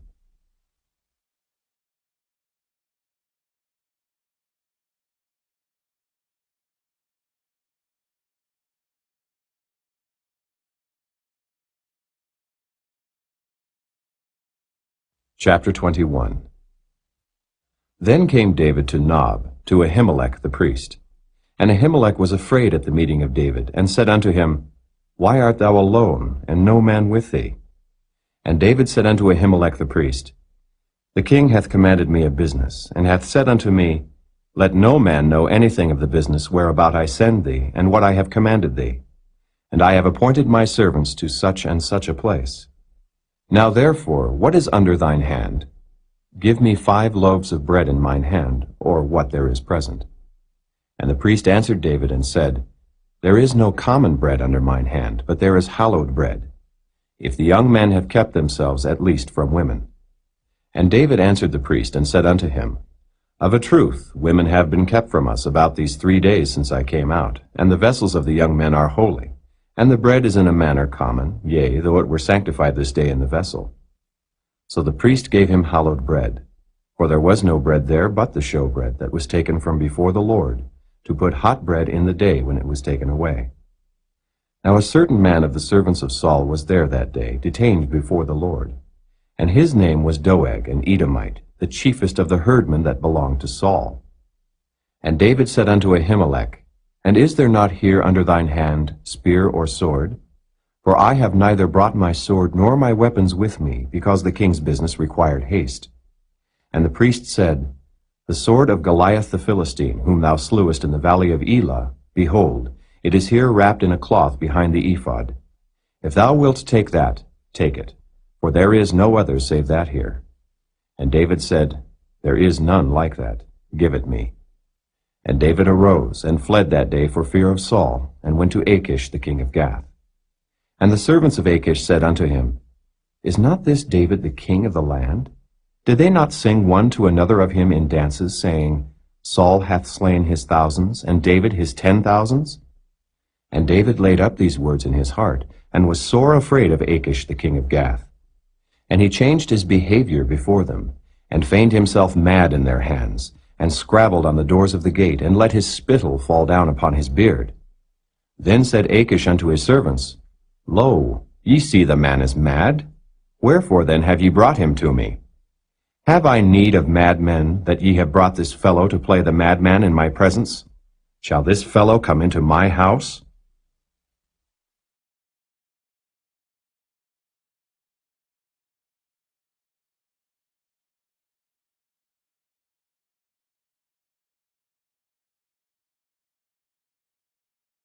Chapter 22.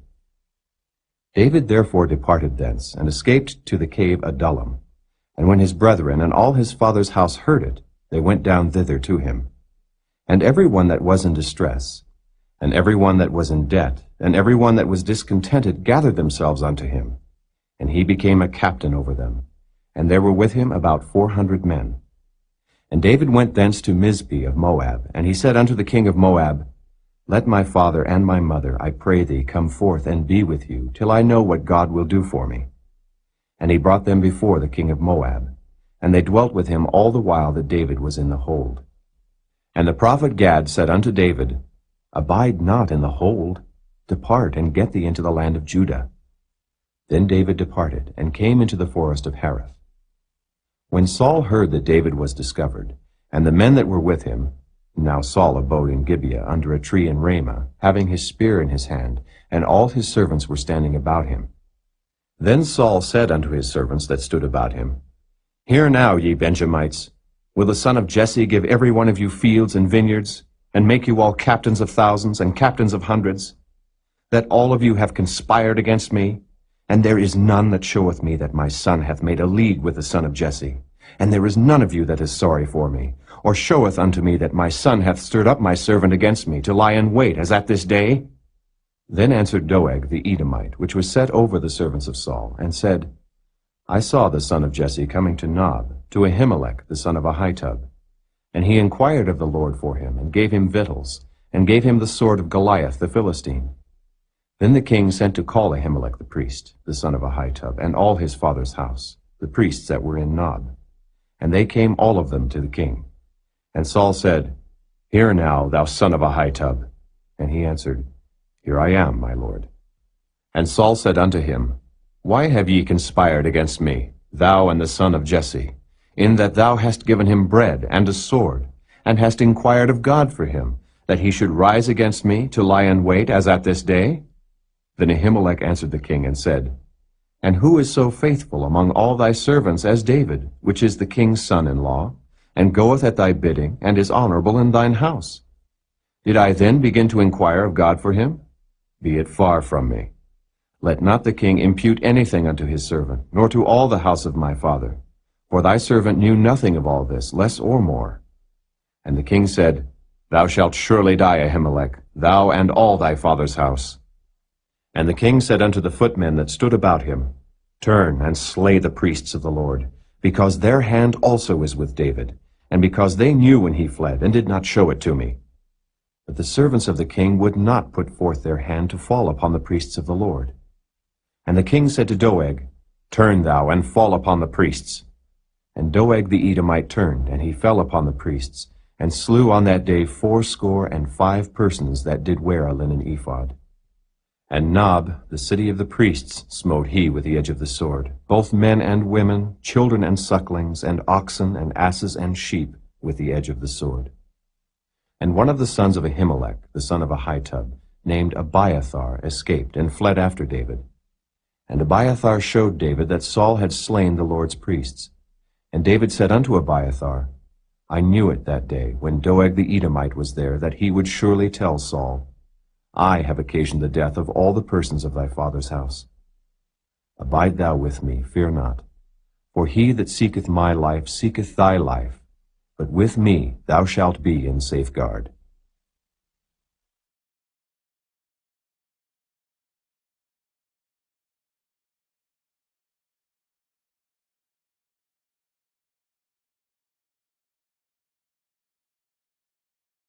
Chapter 23.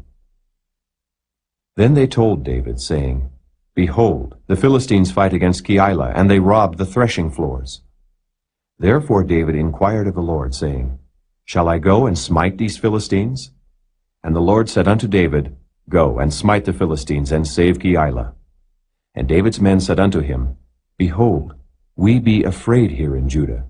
How much more then if we come to Keilah against the armies of the Philistines? Then David inquired of the Lord yet again. And the Lord answered him and said, Arise, go down to Keilah, for I will deliver the Philistines into thine hand. So David and his men went to Keilah and fought with the Philistines, and brought away their cattle, and smote them with a great slaughter. So David saved the inhabitants of Keilah. And it came to pass, when Abiathar the son of Ahimelech fled to David to Keilah, that he came down with an ephod in his hand. And it was told Saul that David was come to Keilah. And Saul said, God hath delivered him into mine hand, for he is shut in by entering into a town that hath gates and bars. And Saul called all the people together to war, to go down to Keilah, to besiege David and his men. And David knew that Saul secretly practiced mischief against him. And he said to Abiathar the priest, Bring hither the ephod. Then said David, O Lord God of Israel, thy servant hath certainly heard that Saul seeketh to come to Keilah to destroy the city for my sake. Will the men of Keilah deliver me up into his hand? Will Saul come down, as thy servant hath heard? O Lord God of Israel, I beseech thee, tell thy servant. And the Lord said, He will come down. Then said David, Will the men of Keilah deliver me and my men into the hand of Saul? And the Lord said, They will deliver thee up. Then David and his men, which were about 600, arose and departed out of Keilah, and went whithersoever they could go. And it was told Saul that David was escaped from Keilah, and he forbare to go forth. And David abode in the wilderness in strongholds, and remained in a mountain in the wilderness of Ziph. And Saul sought him every day, but God delivered him not into his hand. And David saw that Saul was come out to seek his life. And David was in the wilderness of Ziph in a wood. And Jonathan, Saul's son, arose and went to David into the wood, and strengthened his hand in God. And he said unto him, Fear not, for the hand of Saul my father shall not find thee. And thou shalt be king over Israel, and I shall be next unto thee. And that also Saul my father knoweth. And they two made a covenant before the Lord. And David abode in the wood, and Jonathan went to his house. Then came up the Ziphites to Saul to Gibeah, saying, Doth not David hide himself with us in strongholds in the wood, in the hill of Hachilah, which is on the south of Jeshimon? Now therefore, O king, come down according to all the desire of thy soul to come down. And our part shall be to deliver him into the king's hand. And Saul said, Blessed be ye of the Lord, for ye have compassion on me. Go, I pray you, prepare yet, and know and see his place where his haunt is, and who hath seen him there. For it is told me that he dealeth very subtly. See therefore, and take knowledge of all the lurking places where he hideth himself, and come ye again to me with the certainty, and I will go with you. And it shall come to pass, if he be in the land, that I will search him out throughout all the thousands of Judah. And they arose, and went to Ziph before Saul. But David and his men were in the wilderness of Maon, in the plain on the south of Jeshimon. Saul also and his men went to seek him, and they told David. Wherefore he came down into a rock, and abode in the wilderness of Maon. And when Saul heard that, he pursued after David in the wilderness of Maon. And Saul went on this side of the mountain, and David and his men on that side of the mountain. And David made haste to get away for fear of Saul. For Saul and his men compassed David and his men round about to take them. But there came a messenger unto Saul, saying, Haste thee, and come, for the Philistines have invaded the land. Wherefore Saul returned from pursuing after David, and went against the Philistines. Therefore they called that place Selah Hamalakoth. And David went up from thence, and dwelt in strongholds at En-Gedi.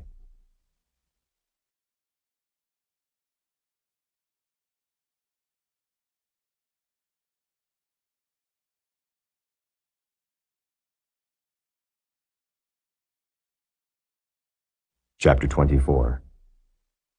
And it came to pass, when Saul was returned from following the Philistines, that it was told him, saying, Behold, David is in the wilderness of En-Gedi. Then Saul took 3,000 chosen men out of all Israel, and went to seek David and his men upon the rocks of the wild goats. And he came to the sheepcotes by the way, where was a cave. And Saul went in to cover his feet. And David and his men remained in the sides of the cave.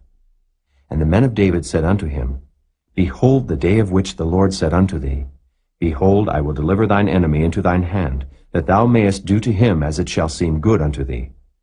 Then David arose, and cut off the skirt of Saul's robe privily. And it came to pass afterward that David's heart smote him, because he had cut off Saul's skirt. And he said unto his men, The Lord forbid that I should do this thing unto my master, the Lord's anointed, to stretch forth mine hand against him, seeing he is the anointed of the Lord. So David stayed his servants with these words, and suffered them not to rise against Saul. But Saul rose up out of the cave and went on his way. David also arose afterward, and went out of the cave, and cried after Saul, saying, My lord the king. And when Saul looked behind him, David stooped with his face to the earth, and bowed himself. And David said to Saul, Wherefore hearest thou men's words, saying, Behold, David seeketh thy hurt? Behold, this day thine eyes have seen how that the Lord had delivered thee today into mine hand in the cave. And some bade me kill thee. But mine eye spared thee, and I said, I will not put forth mine hand against my Lord, for he is the Lord's anointed. Moreover, my father, see, yea, see the skirt of thy robe in my hand. For in that I cut off the skirt of thy robe, and killed thee not, know thou, and see that there is neither evil nor transgression in mine hand, and I have not sinned against thee. Yet thou huntest my soul to take it. The Lord judge between me and thee, and the Lord avenge me of thee, but mine hand shall not be upon thee. As saith the proverb of the ancients, wickedness proceedeth from the wicked, but mine hand shall not be upon thee. After whom is the king of Israel come out? After whom dost thou pursue? After a dead dog, after a flea. The Lord therefore be judge, and judge between me and thee, and see, and plead my cause, and deliver me out of thine hand. And it came to pass, when David had made an end of speaking these words unto Saul, that Saul said, Is this thy voice, my son David? And Saul lifted up his voice, and wept. And he said to David, Thou art more righteous than I, for thou hast rewarded me good, whereas I have rewarded thee evil. And thou hast showed this day how that thou hast dealt well with me. For as much as when the Lord had delivered me into thine hand, thou killedst me not. For if a man find his enemy, will he let him go well away? Wherefore the Lord reward thee good for that thou hast done unto me this day. And now behold, I know well that thou shalt surely be king, and that the kingdom of Israel shall be established in thine hand. Swear now therefore unto me by the Lord, that thou wilt not cut off my seed after me, and that thou wilt not destroy my name out of my father's house. And David sware unto Saul, and Saul went home. But David and his men gat them up unto the hold.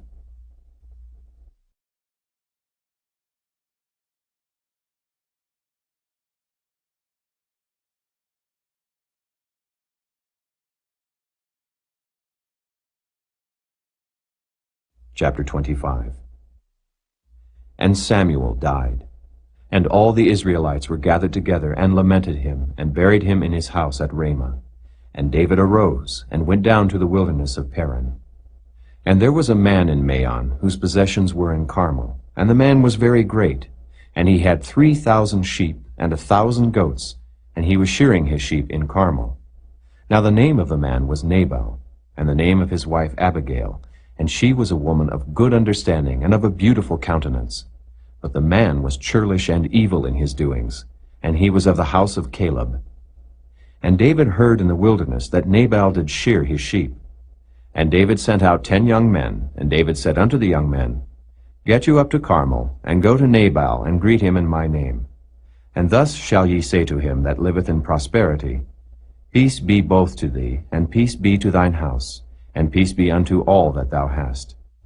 And now I have heard that thou hast shearers. Now thy shepherds which were with us, we hurt them not, neither was there aught missing unto them, all the while they were in Carmel. Ask thy young men, and they will show thee. Wherefore let the young men find favor in thine eyes, for we come in a good day. Give, I pray thee, whatsoever cometh to thine hand unto thy servants, and to thy son David. And when David's young men came, they spake to Nabal according to all those words in the name of David, and ceased. And Nabal answered David's servants, and said, Who is David? And who is the son of Jesse? There be many servants nowadays that break away every man from his master. Shall I then take my bread, and my water, and my flesh that I have killed for my shearers, and give it unto men whom I know not whence they be? So David's young men turned their way, and went again, and came and told him all those sayings. And David said unto his men, Gird ye on every man his sword. And they girded on every man his sword, and David also girded on his sword.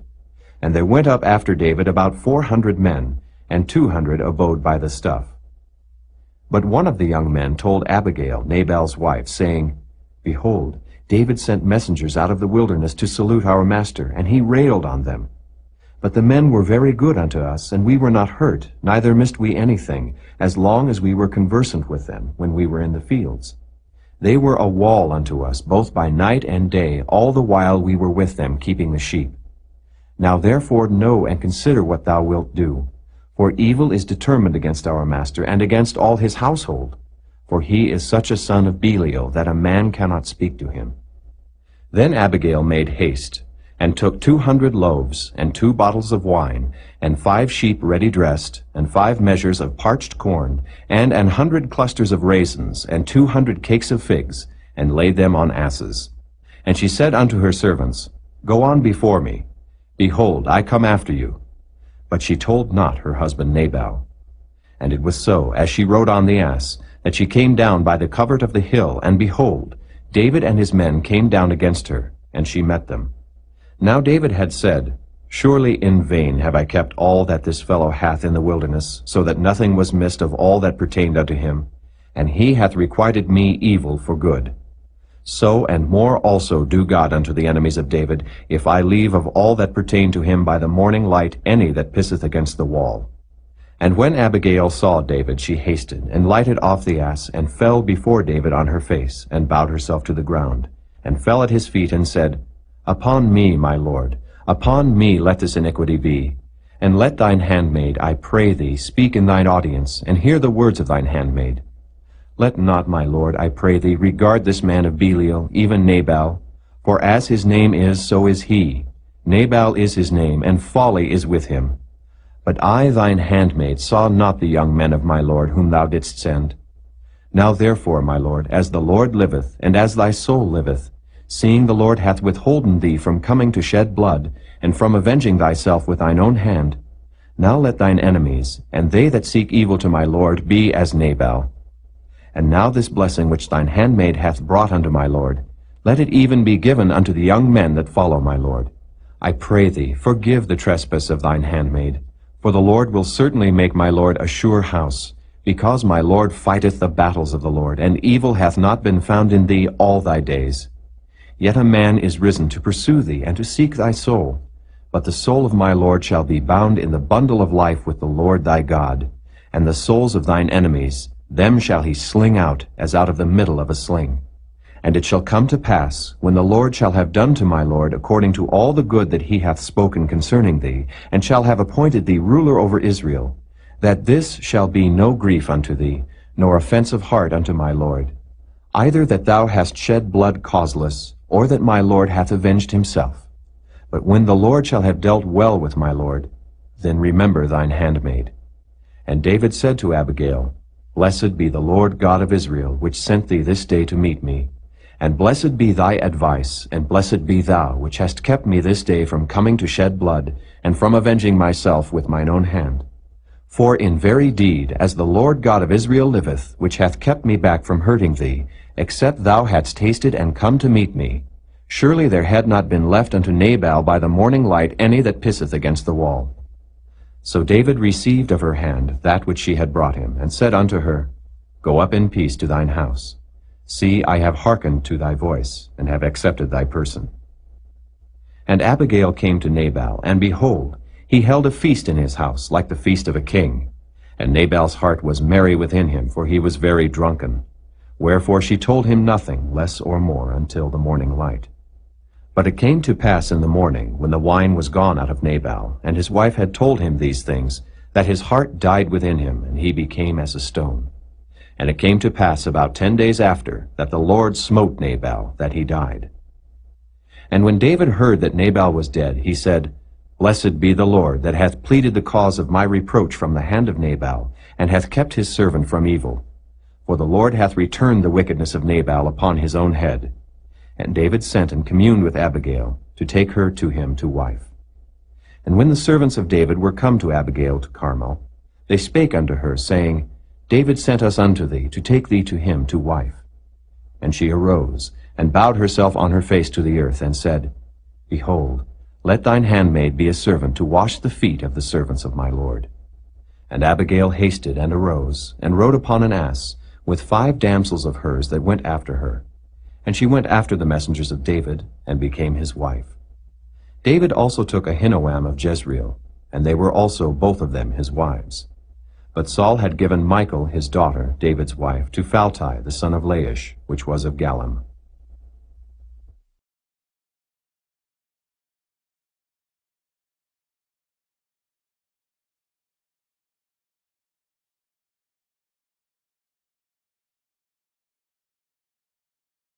Chapter 26. And the Ziphites came unto Saul to Gibeah, saying, Doth not David hide himself in the hill of Hachilah, which is before Jeshimon? Then Saul arose, and went down to the wilderness of Ziph, having 3,000 chosen men of Israel with him, to seek David in the wilderness of Ziph. And Saul pitched in the hill of Hachilah, which is before Jeshimon, by the way. But David abode in the wilderness, and he saw that Saul came after him into the wilderness. David therefore sent out spies, and understood that Saul was come in very deed. And David arose, and came to the place where Saul had pitched. And David beheld the place where Saul lay, and Abner the son of Ner, the captain of his host. And Saul lay in the trench, and the people pitched round about him. Then answered David, and said to Ahimelech the Hittite, and to Abishai the son of Zeruiah, brother to Joab, saying, Who will go down with me to Saul to the camp? And Abishai said, I will go down with thee. So David and Abishai came to the people by night. And behold, Saul lay sleeping within the trench, and his spear stuck in the ground at his bolster. But Abner and the people lay round about him. Then said Abishai to David, God hath delivered thine enemy into thine hand this day. Now therefore let me smite him, I pray thee, with the spear, even to the earth at once, and I will not smite him the second time. And David said to Abishai, Destroy him not, for who can stretch forth his hand against the Lord's anointed and be guiltless?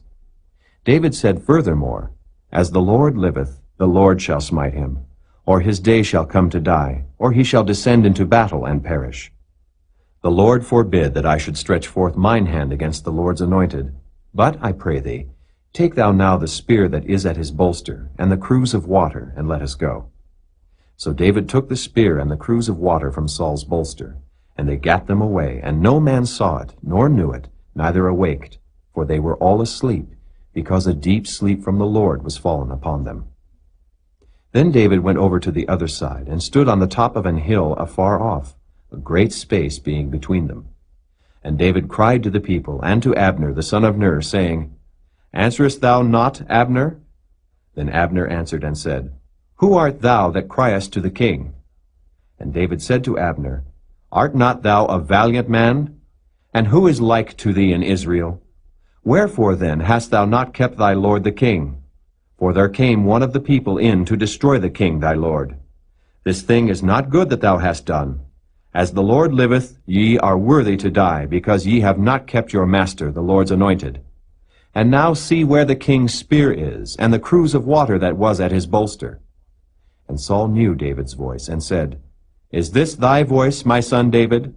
And David said, It is my voice, my lord, O king. And he said, Wherefore doth my lord thus pursue after his servant? For what have I done? Or what evil is in mine hand? Now therefore I pray thee, let my lord the king hear the words of his servant. If the Lord have stirred thee up against me, let him accept an offering. But if they be the children of men, cursed be they before the Lord. For they have driven me out this day from abiding in the inheritance of the Lord, saying, Go, serve other gods. Now therefore let not my blood fall to the earth before the face of the Lord. For the king of Israel is come out to seek a flea, as when one doth hunt a partridge in the mountains. Then said Saul, I have sinned.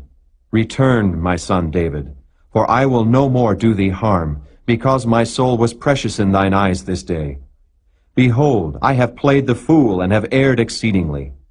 And David answered and said, Behold the king's spear, and let one of the young men come over and fetch it. The Lord render to every man his righteousness and his faithfulness. For the Lord delivered thee into my hand today, but I would not stretch forth mine hand against the Lord's anointed. And behold, as thy life was much set by this day in mine eyes, so let my life be much set by in the eyes of the Lord, and let him deliver me out of all tribulation. Then Saul said to David, Blessed be thou, my son David. Thou shalt both do great things, and also shalt still prevail. So David went on his way, and Saul returned to his place.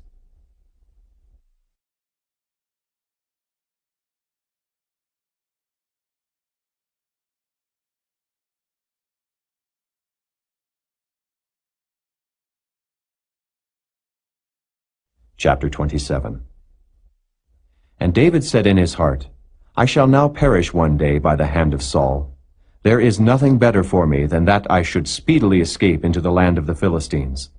And Saul shall despair of me, to seek me any more in any coast of Israel.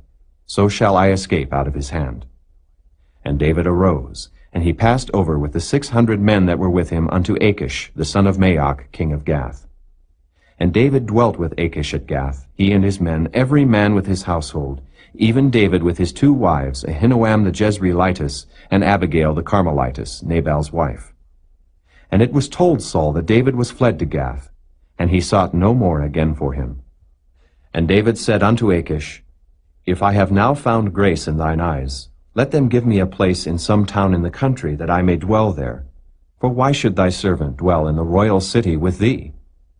Then Achish gave him Ziklag that day, wherefore Ziklag pertaineth unto the kings of Judah unto this day.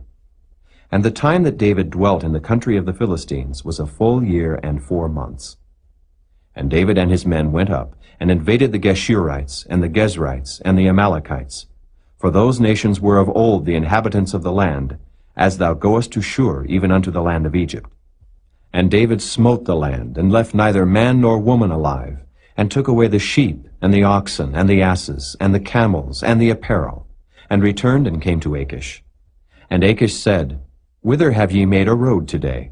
And David said, Against the south of Judah, and against the south of the Jerahmeelites, and against the south of the Kenites. And David saved neither man nor woman alive, to bring tidings to Gath, saying, Lest they should tell on us, saying, So did David, and so will be his manner all the while he dwelleth in the country of the Philistines. And Achish believed David, saying, He hath made his people Israel utterly to abhor him. Therefore he shall be my servant forever.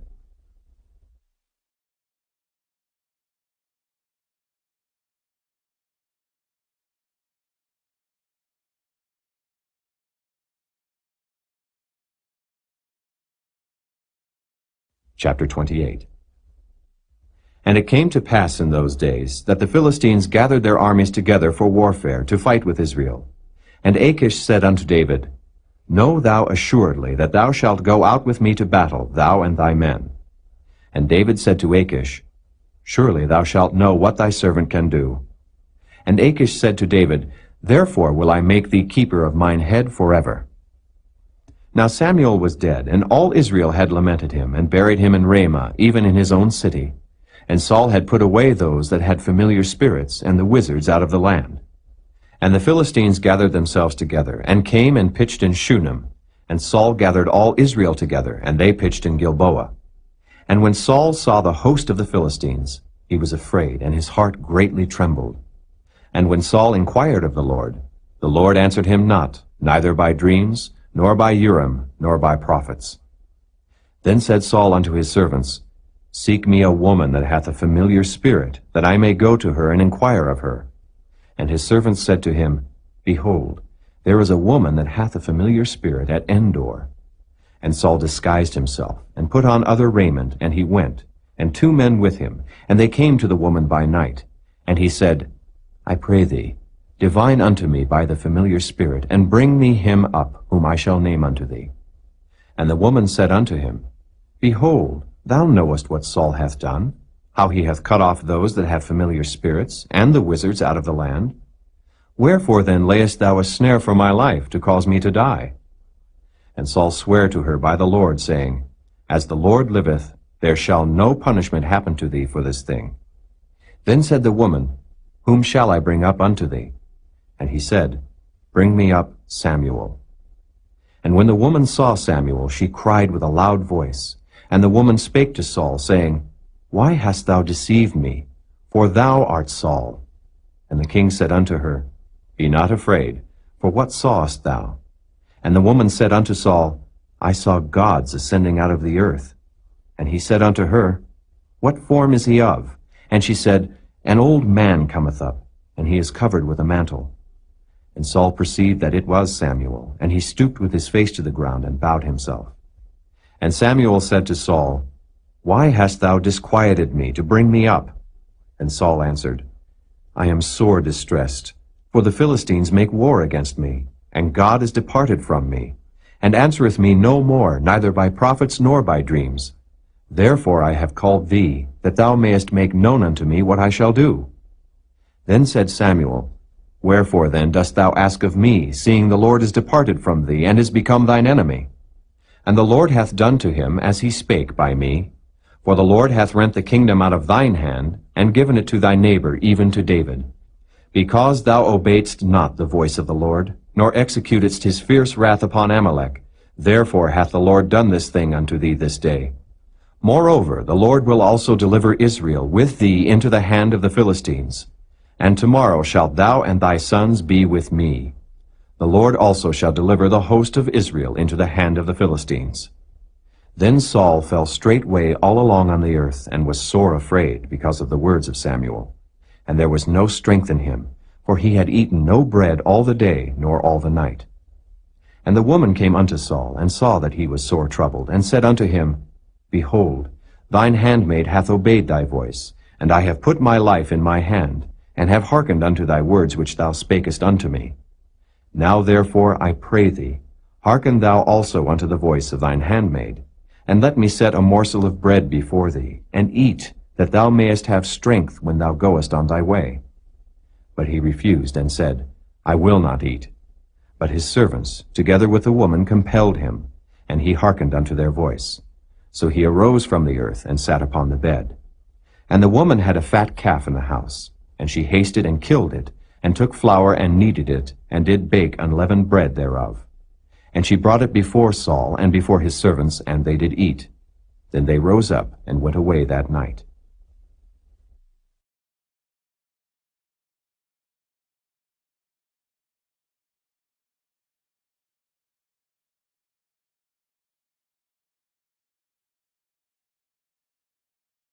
Chapter 29.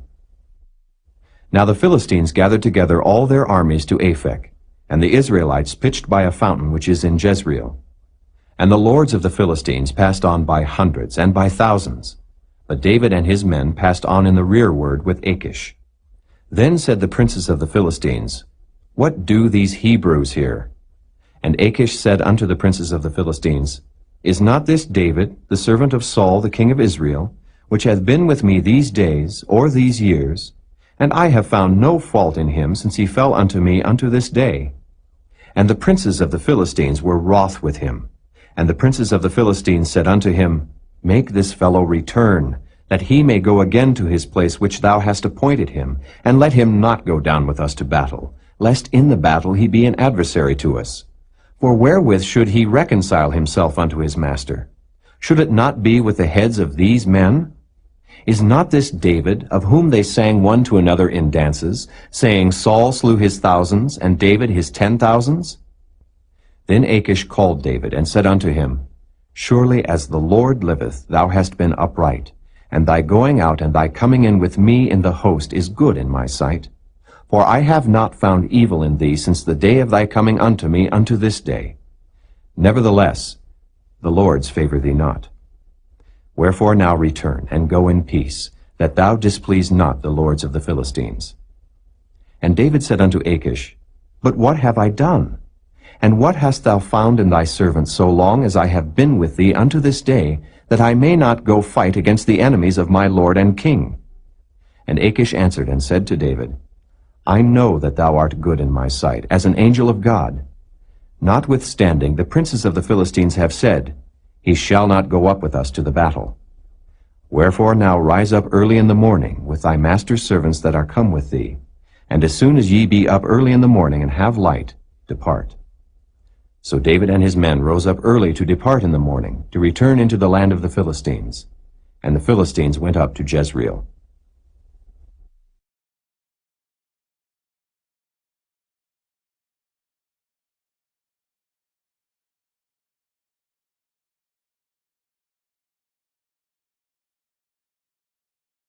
Chapter 30. And it came to pass, when David and his men were come to Ziklag on the third day, that the Amalekites had invaded the south, and Ziklag, and smitten Ziklag, and burned it with fire, and had taken the women captives that were therein. They slew not any, either great or small, but carried them away, and went on their way. So David and his men came to the city, and behold, it was burned with fire, and their wives, and their sons, and their daughters were taken captives. Then David and the people that were with him lifted up their voice and wept, until they had no more power to weep. And David's 2 wives were taken captives, Ahinoam the Jezreelitess, and Abigail the wife of Nabal the Carmelite. And David was greatly distressed, For the people spake of stoning him, because the soul of all the people was grieved, every man for his sons and for his daughters. But David encouraged himself in the Lord his God. And David said to Abiathar the priest, Ahimelech's son, I pray thee, bring me hither the ephod. And Abiathar brought thither the ephod to David. And David inquired at the Lord, saying, Shall I pursue after this troop? Shall I overtake them? And he answered him, Pursue, for thou shalt surely overtake them, and without fail recover all. So David went, he and the 600 men that were with him, and came to the brook Besor, where those that were left behind stayed. But David pursued, he and 400 men. For 200 abode behind, which were so faint that they could not go over the brook Besor. And they found an Egyptian in the field, and brought him to David, and gave him bread, and he did eat. And they made him drink water. And they gave him a piece of a cake of figs, and 2 clusters of raisins. And when he had eaten, his spirit came again to him. For he had eaten no bread, nor drunk any water 3 days and 3 nights. And David said unto him, To whom belongest thou? And whence art thou?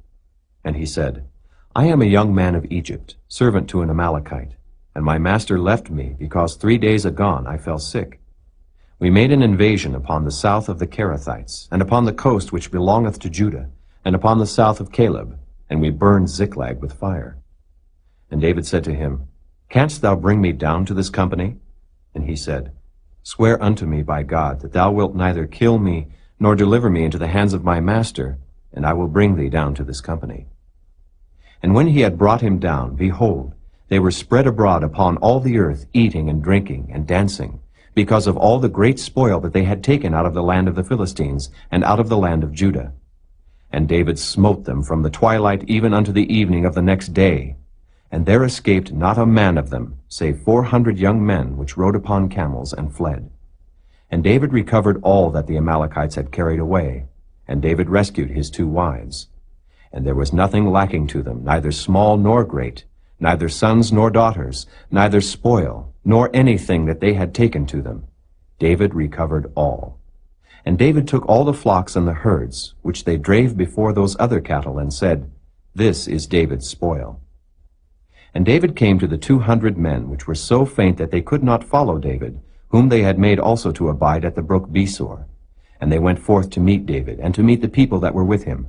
And when David came near to the people, he saluted them. Then answered all the wicked men and men of Belial, of those that went with David, and said, Because they went not with us, we will not give them aught of the spoil that we have recovered, save to every man his wife and his children, that they may lead them away and depart. Then said David, Ye shall not do so, my brethren, with that which the Lord hath given us, who hath preserved us, and delivered the company that came against us into our hand. For who will hearken unto you in this matter? But as his part is that goeth down to the battle, so shall his part be that tarrieth by the stuff. They shall part alike. And it was so from that day forward, that he made it a statute and an ordinance for Israel unto this day. And when David came to Ziklag, he sent of the spoil unto the elders of Judah, even to his friends, saying, Behold, a present for you of the spoil of the enemies of the Lord. To them which were in Bethel, and to them which were in South Ramoth, and to them which were in Jattir, and to them which were in Aroer, and to them which were in Siphmoth, and to them which were in Eshtemoa, and to them which were in Rachau, and to them which were in the cities of the Jerahmeelites, and to them which were in the cities of the Kenites, and to them which were in Hormah, and to them which were in Korashan, and to them which were in Athak, and to them which were in Hebron, and to all the places where David himself and his men were wont to hunt.